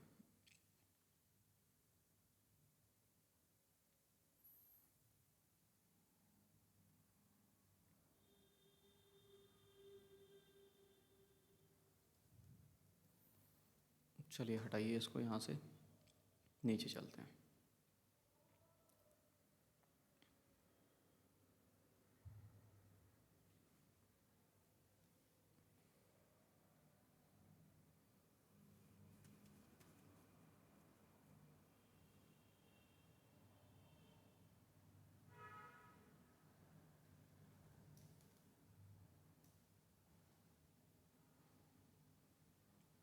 नीचे, अब सॉरी, ये जो वर्ड्स हैं ना, ये ऑलरेडी कवर्ड अप हैं, क्योंकि काफ़ी टाइम हो गया ब्लॉग पोस्ट किए हुए, क्योंकि मैं यूट्यूब पे वीडियो ही बना रहा हूँ। तो ये देखिए, जो ऑलरेडी यहाँ से मैंने इसको हाईलाइट किया है ना, ये वर्ड्स जो है ऑलरेडी ट्रांजिशन वर्ड्स में कवर हैं, और जो वर्ड्स हाईलाइटेड हैं, जो वर्ड्स हाईलाइटेड नहीं हैं, वो इसमें कवर अप नहीं है, तो उनको हमने सही करना है। ऑलराइट, तो चलिए,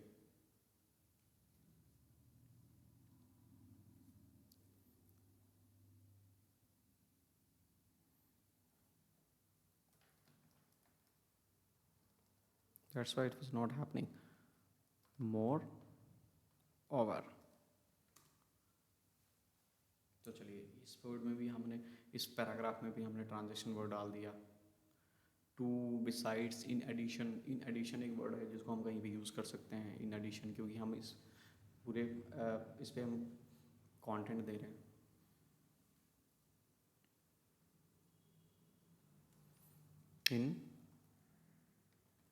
इन एडिशन। तो चलिए, एक और हमने यूज़ कर लिया, तो ये कितना हो गया, 26.8%। 30% के आसपास हमने इस टारगेट को लेके चलना है, और 30% इस वाले में कहीं नहीं है, तो यहाँ पे हम यूज़ कर सकते हैं। इट्स काइंड ऑफ कैलेंडर, तो यहाँ पे हम क्या लगा सकते हैं, लेट मी चेक, इंडीड लगा सकते हैं।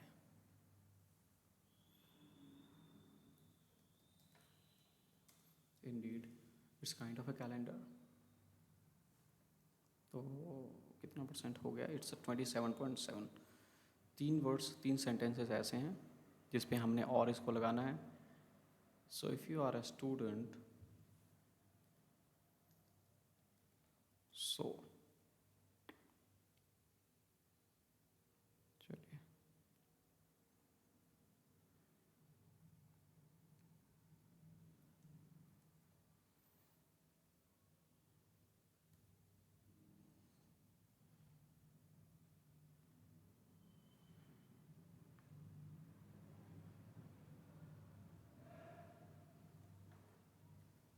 Well I have to scribble.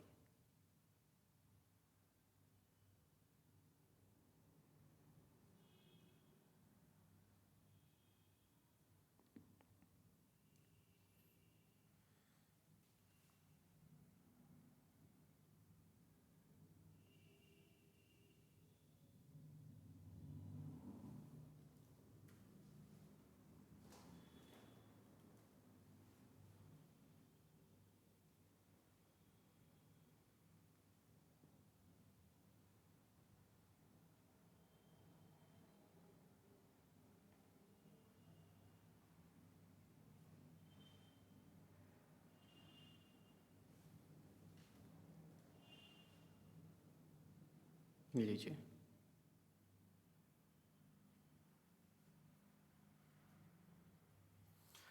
तो आई थिंक ये कवर अप कर लिया है हमने। लीजिए, हमारा जो कॉपी का जो स्कोर है वो 73% से ऊपर है। मतलब 60 to 70% से आपका फेयर यूजिंग जो राइटिंग रेट है वो होना चाहिए। 60-70% से ऊपर होता है तो ये फेयर कॉपी है कि आपका 10th क्लास का बच्चा कोई भी आपके इसको पढ़ सकता है, उसको समझ सकता है कि इसने आपने इसके अंदर क्या लिखा हुआ है। अब सेट सब हेडिंग के ऊपर इशू आ गया। Sub heading you are not using any sub heading although your text is rather long.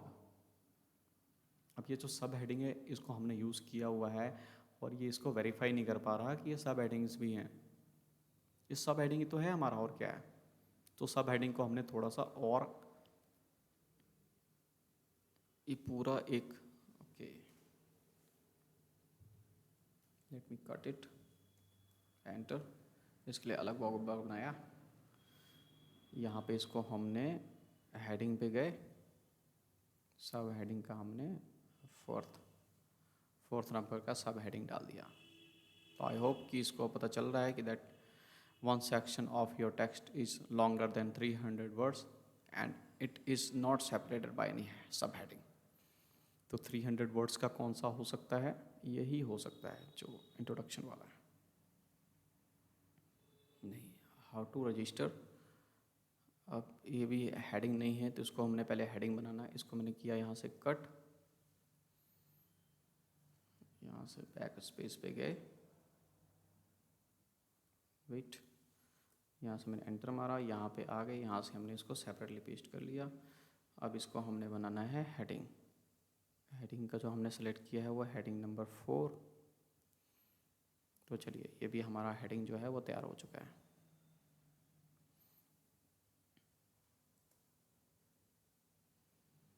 अब थर्ड है व्हाट आर कैनवा प्लान्स।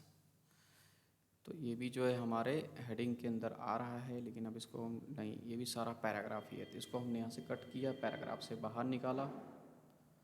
यहाँ पे आके हमने इसको स्पेस लिया, एक स्पेस और दिया, ऊपर गए, यहाँ पे पेस्ट किया व्हाट आर कैनवा प्लान्स, इसको सेलेक्ट किया और यहाँ पे जाके हमने हेडिंग्स पे ओके किया।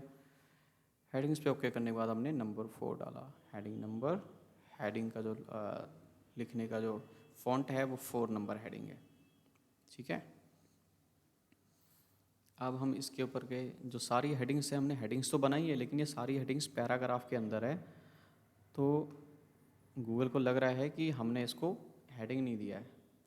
हेडिंग तो पैराग्राफ के अंदर ही, पैराग्राफ का पार्ट हो गया, हेडिंग देंगे तभी इसको पता चलेगा कि हेडिंग।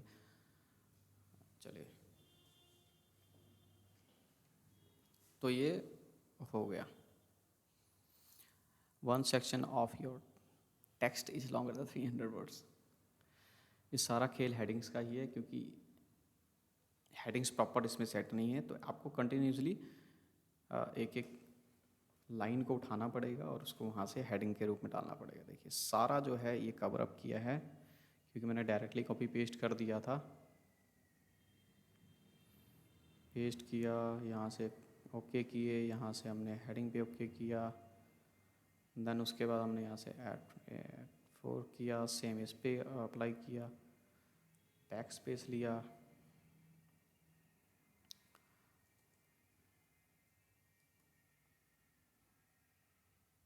हेडिंग्स,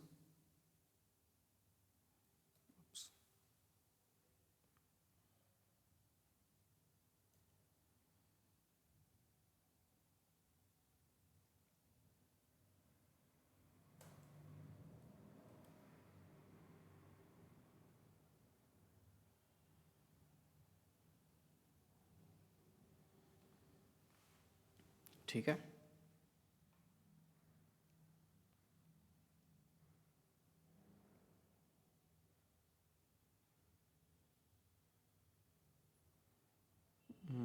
ये भी हेडिंग है, आई थिंक या इट्स हेडिंग F4। इसके बाद ये भी हेडिंग है, ऑलराइट, ये भी हेडिंग है। Canva features, this is not a heading, let me cut it, whether it's yeah, it's a heading। ना move down, whether it's not any heading.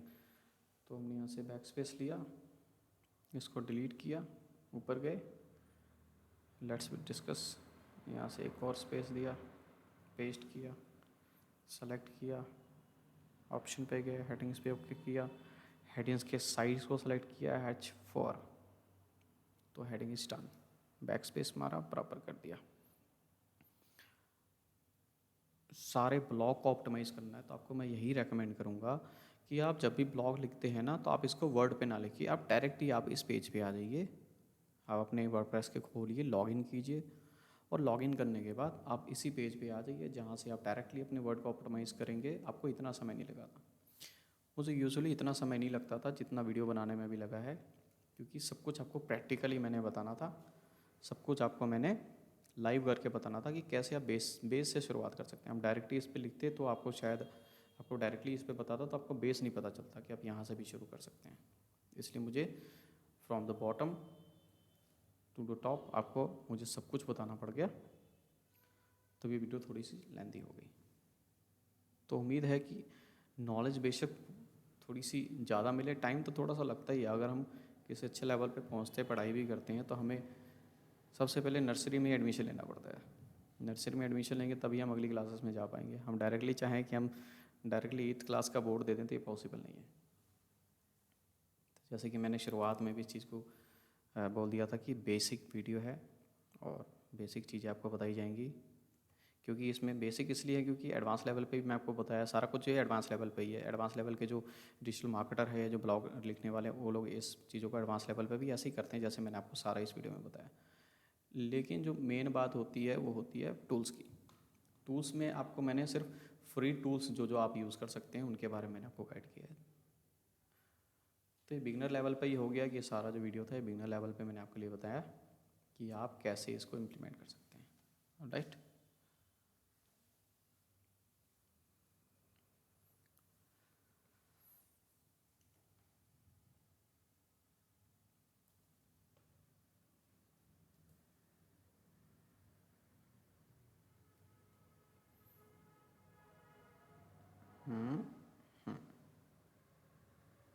Heading H2 H4, right.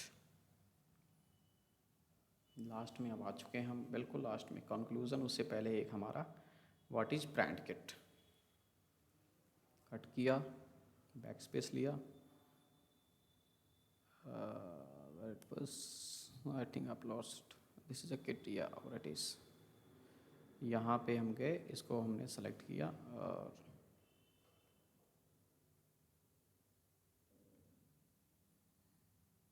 Headings, already heading है ये, तो यहाँ से हमने H4 किया इसको, क्योंकि H2 है और H2 हम नहीं कर सकते हैं क्योंकि H2 करने पे ज़्यादा बड़ा हो जाएगा। ओ ब्रदर, H4, लो जी H4 भी हो गया। लास्ट रह गया है कंक्लूज़न।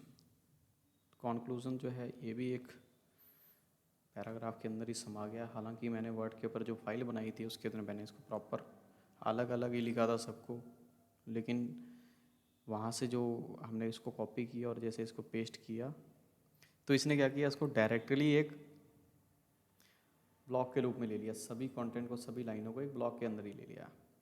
तो चलिए, तो अभी हमने इसके सारे प्रोसेस को हमने फॉलो कर लिया। अब देखिए फिर से ट्रांजैक्शन वर्ड का जो रेट है वो घट गया, 28% हो गया। तो हम ट्रांजैक्शन वर्ड एक और बढ़ाएंगे।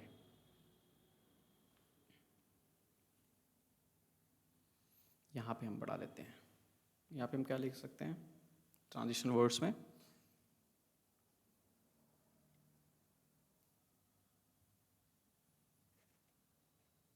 अभी ओपन हो रहा है, थोड़ा सा समय लग रहा है।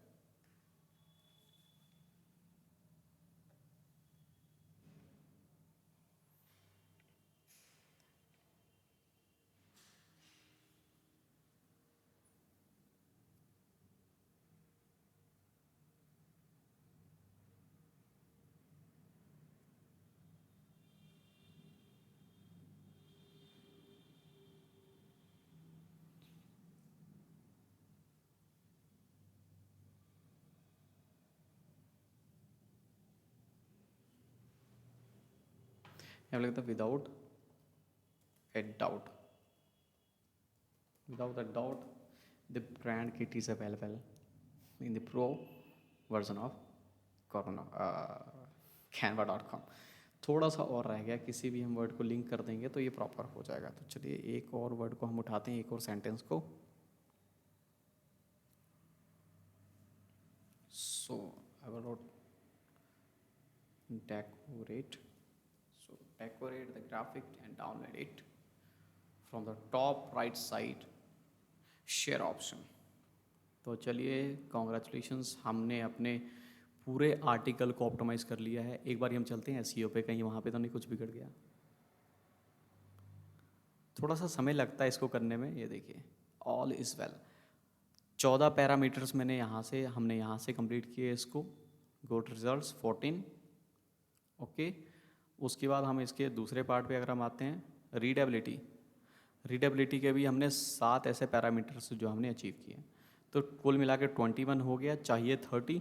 तो 21 पैरामीटर्स हमने फ्री टूल्स यूज़ करके किया। तो ये स्कीमा और सोशल शेयर है, ये सारा जो है हमारे प्रीमियम वर्जन में आ जाता है। जब हम इसको ओके कर देंगे तो आपका साइट 200% रैंक होगा। तो आपने इसी तरह से आपने इसको रिसर्च करना है और इसे करना है। तो अब हम क्या करने वाले हैं कि जो हमारा प्रोसेस सारा फॉलो हो चुका है तो हम इसको कर देंगे, बिना देर करते हुए कर देंगे पब्लिश। अब देखिए रीडेबिलिटी जो है वो गुड आ गया, स्माइली ग्रीन है, एसईओ ये भी ग्रीन है, गुड आ गया। तो इसको हम कर देंगे पब्लिश। तब ये पब्लिश होने चला।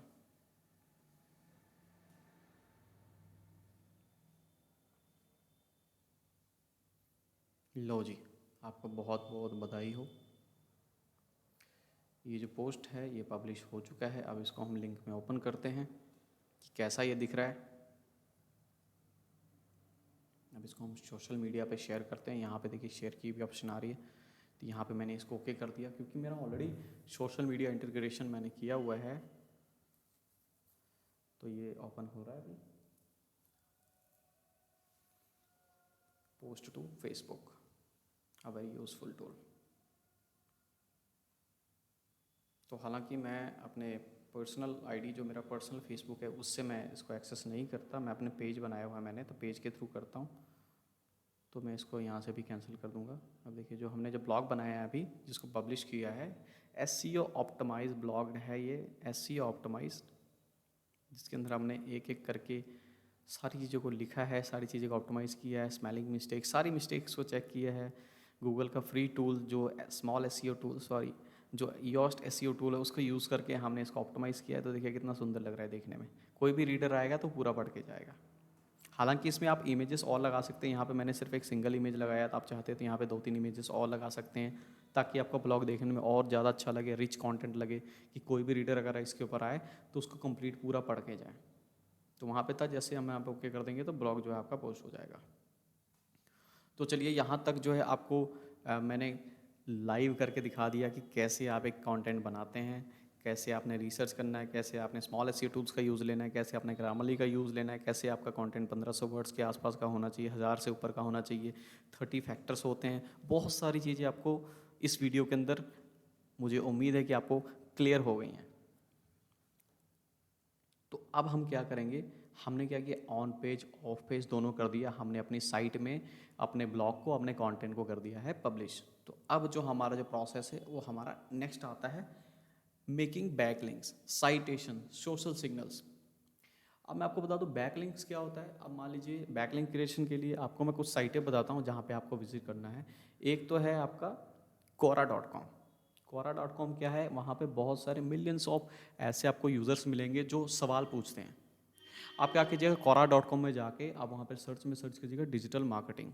डिजिटल मार्केटिंग सर्च करने के बाद आपको वहाँ पे बहुत सारे ऐसे सवाल आएंगे जो लोगों ने पूछे हुए हैं। वहाँ पे आपको जो भी कोई सवाल है जिसका जवाब आपको अगर लगता है कि आपको मालूम है तो आप उसका जवाब दीजिए।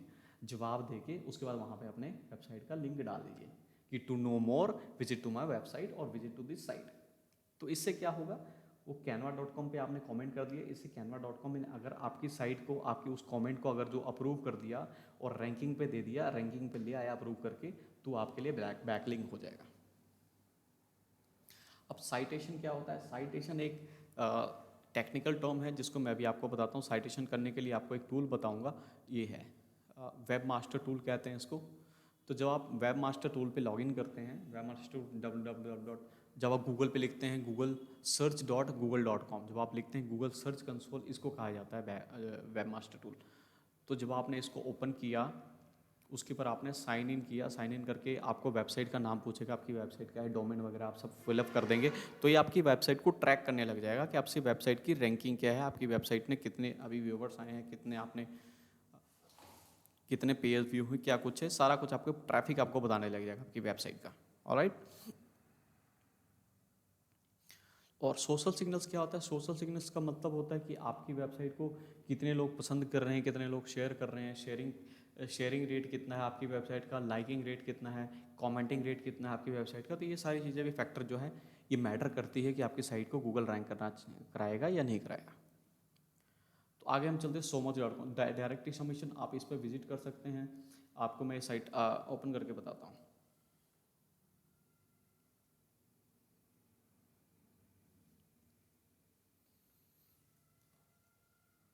somoj.com करके एक साइट है, जो इस पर आप जाके आप यहाँ पे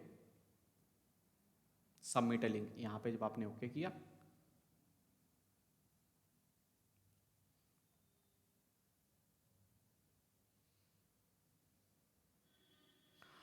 आप यहाँ से आप क्या करेंगे, अपने डोमेन का यूआरएल डालेंगे ऑलरेडी, क्योंकि मैंने इस पर सबमिट किया हुआ है। आपने यहाँ पे वेबसाइट का डोमेन यूआरएल डालेंगे, जैसे मेरा है www.pankajchaurasia.com, लिख लेना। साइट का टाइटल लिख देना, जैसे मेरा साइट का टाइटल है पंकज चौरसिया। उसके बाद ईमेल आईडी जो मेरी है वो मैंने डाल दी। उसके बाद आपने टॉपिक सेलेक्ट करना कि किस टॉपिक के ऊपर आपने इंटरनेट मार्केटिंग के ऊपर, कंप्यूटिंग के ऊपर, न्यूज़ के ऊपर, एंटरटेनमेंट के ऊपर, आपने कौन से टॉपिक के ऊपर उस इन्फॉर्मेशन को बनाया है। कैटेगरी, सब कैटेगरी सेलेक्ट करके आपने थोड़ा सा डिस्क्रिप्शन दे देना कि आपने क्या कुछ लिखा है उसके अंदर, और उसको सबमिट कर देना। जब साइटेशन ओके हो जाएगा, समझ.com ने अगर आपकी साइट को देख लिया, उसको अप्रूव कर दिया, तो यहाँ से भी आपको बैकलिंक मिल जाएगा। ऑलराइट। मुझे उम्मीद है कि आपको बहुत सारी चीज़ें इस वीडियो के अंदर सीखने को मिलेंगी, जो बहुत दिनों से मैं सोच रहा था कि इस चीज़ को मैं लोगों को बताऊं, तो आज वो मेरा सपना पूरा हो रहा है, आज मैं लोगों को बता रहा हूं। तो आप भी इसको करें। और उसके बाद webdirectory.org, इस लिंक को अगर मैं ओपन करता हूँ, लेट मी डू इट।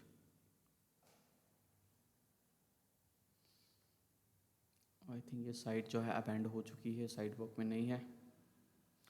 तो एनी हाउ, आप डायरेक्टली सबमिशन वहाँ पे आपने कर दिया। उसके बाद आपने somoj.com पे जाके कर लिया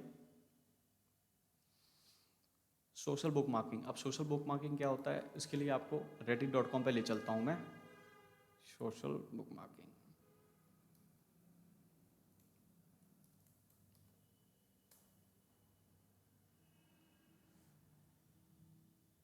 यहाँ पे आपने अपनी ईमेल आईडी से लॉगिन करना है। लॉगिन करने के बाद आप देखिए, ये भी एक तरह से पब्लिशिंग साइट है, जैसे फेसबुक हो गया वैसे। यहाँ पे वैसे फेसबुक जैसे यूज़र्स नहीं होते, मैं आपको खुली बताऊँ। यहाँ पे आप अपने प्रमोट कर सकते हैं आपके कंटेंट को। जब आप इस पर साइन अप करेंगे, तो आप उसके ऊपर आप कंटेंट को पब्लिश कर सकते हैं, लोग उसको अप्रिशिएट करेंगे, और उसको लाइक करेंगे, कमेंट करेंगे, शेयर करेंगे। तो देखिए जैसे लोगों ने किया हुआ है यहाँ पे, ठीक है। एक ये साइट हो गई। सारा आपने प्रैक्टिकल करना है, जहाँ तक मेरे बस में था मैंने आपको बताया। अगर मैं सारा बताने लग जाऊँगा, ये वीडियो जो बहुत लेंथी होने वाली है। हालांकि मैंने बहुत कुछ आपको इस वीडियो में कवर अप कर दिया। टम्बलर.com है। टम्बलर.com क्या होता है, एक फेसबुक की तरह साइट है, जहाँ पे आप जाके अपनी फ़ोटो डाल देंगे और वहाँ पे लिंक डाल देंगे। देखिए quora.com है। quora.com पे जाके आप सवालों के जवाब दीजिए, गेस्ट लॉगिन कर लीजिए, quora में साइन इन कर लीजिए अपनी जीमेल आईडी से। उसके बाद वहाँ पे लोगों के सवाल का जवाब देके अपना वेबसाइट का लिंक डाल दीजिए। इससे भी आपके वेबसाइट पे बैक लिंक मिलेगा और दूसरी साइड से आपकी वेबसाइट पे व्यूवर्स आएंगे। टम्बलर.com का भी सेम काम है, dig.com का भी सेम काम है। तो dig.com पे आपको लेके चलता हूँ मैं। ये साइट भी जो है अभी वर्किंग में नहीं है, ये साइट भी लैप्स हो चुकी है, तो हम इसको डिलीट कर देते हैं। webdirectly.org, इसको भी डिलीट कर दिया मैंने। somoj.com, आप इसका स्क्रीनशॉट ले लीजिए बेशक। somoj.com पे आपने जाना है और वहाँ पे आपने इसको सबमिट करना है। reddit.com पे जाना है, उसके बाद टम्बलर पे जाना है। टम्बलर पे अभी आपको मैं लेके चलता हूँ। बहुत इजी टू सबमिट प्रोसेस है, आपको कोई लेंदी प्रोसेस नहीं है। अगर आपने एक ब्लॉग, आपने एक वेबसाइट के बाद एक ब्लॉग बना लिया, ब्लॉग को पब्लिश कर लिया, पब्लिश करने से पहले आपने एसईओ भी कर लिया, तो आप एक इंटेलिजेंट पर्सन है। आपके लिए कोई बड़ी बात नहीं होने वाली है ये सब चीज़ें जो मैं आपको करने के लिए बता रहा हूँ।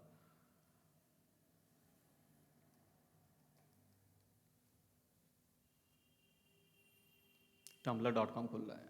Wait a minute, let me check whether internet is working or not.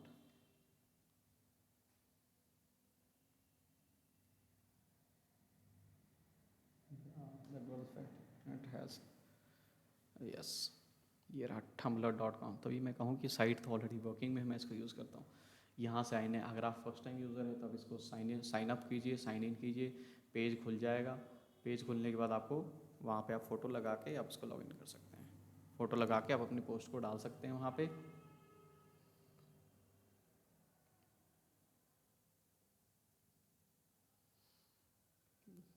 तो इसी तरह may be Reddit, let me do it undo web directory .org. तो इसको भी खोलते हैं, क्या पता इंटरनेट की कमी के कारण वो साइट ना खुल रही हो. Web directory .org. No, this site is already not working. तो आपने बेसिकली क्या करना है, आपने somas.com पे जाके डायरेक्टली सबमिट करना है, सोशल बुक मार्किंग करनी है. सोशल बुक मार्किंग में जाके फेसबुक जैसी साइट्स हैं जिसके ऊपर आपने जाना है, जहाँ पे व्यूवर्स आते हैं इन्फॉर्मेशन गैदर करने के लिए, इन्फॉर्मेशन पढ़ने के लिए आते हैं. तो वहाँ पे आपने जाके अपनी साइट को हाईलाइट करना है, लोगों को बताना है that you are writing something on a particular topic. So readers को आपके साइट पे आना चाहिए, पढ़ना चाहिए. आपने ऐसे कन्विंसिंग आपने ब्लॉग लिखना है, आपने कन्विंसिंग एक पैराग्राफ लिखना है छोटा सा, 2 से 4 वर्ड्स का, 2 से 4 लाइनों का. उसके बाद आपने अपना लिंक डाल देना आपकी वेबसाइट का, ताकि जो यूज़र्स हैं जो आपके पैराग्राफ को पढ़ के उनको ऐसा इंटरेस्ट बने कि वो आपकी वेबसाइट पे आ जाए. ठीक है. कोरा लॉगिन पे भी quora.com नाम की एक साइट है, जैसा कि आपको मैंने पहले बताया. quora.com पे जाइए, वहाँ पे जाके साइन इन कर लीजिए, साइन अप कर लीजिए अपने ईमेल आईडी से. उसके बाद आप वहाँ पे जो उसका वहाँ पे एक ऑप्शन होता है जहाँ पे आप सर्च कर सकते हैं रिजल्ट्स को या सवाल को. सर्च करके आप डिजिटल मार्केटिंग, जैसे मेरा है डिजिटल मार्केटिंग, तो मैं डिजिटल मार्केटिंग सर्च करूँगा. आपका ट्रैवल का है तो ट्रैवल पे सर्च कीजिए, ट्रैवल पे सर्च करेंगे जितने भी लोगों ने ट्रैवल के रिगार्डिंग क्वेश्चन किया होगा, अगर आपको उसका जवाब पता है तो आप उसके ऊपर जवाब दे सकते हैं. उसके बाद आप उसके अंदर अपनी लिंक भी लगा सकते हैं. लिंक लगाएंगे तो लोग क्या करेंगे, पढ़ने के बाद आपको इंटरेस्ट लगेगा तो वो आपकी साइट पे आएंगे. ठीक है. तो ये सारी चीज़ों को आपने प्रैक्टिकल करना है. वीडियो को अभी तक देखा है तो इसका मतलब ये है कि आप ज़रूर सीखना चाहते हैं, अपनी लाइफ में आगे बढ़ना चाहते हैं. तो बढ़ते रहिए, सीखते रहिए. All the very best. बहुत बहुत धन्यवाद.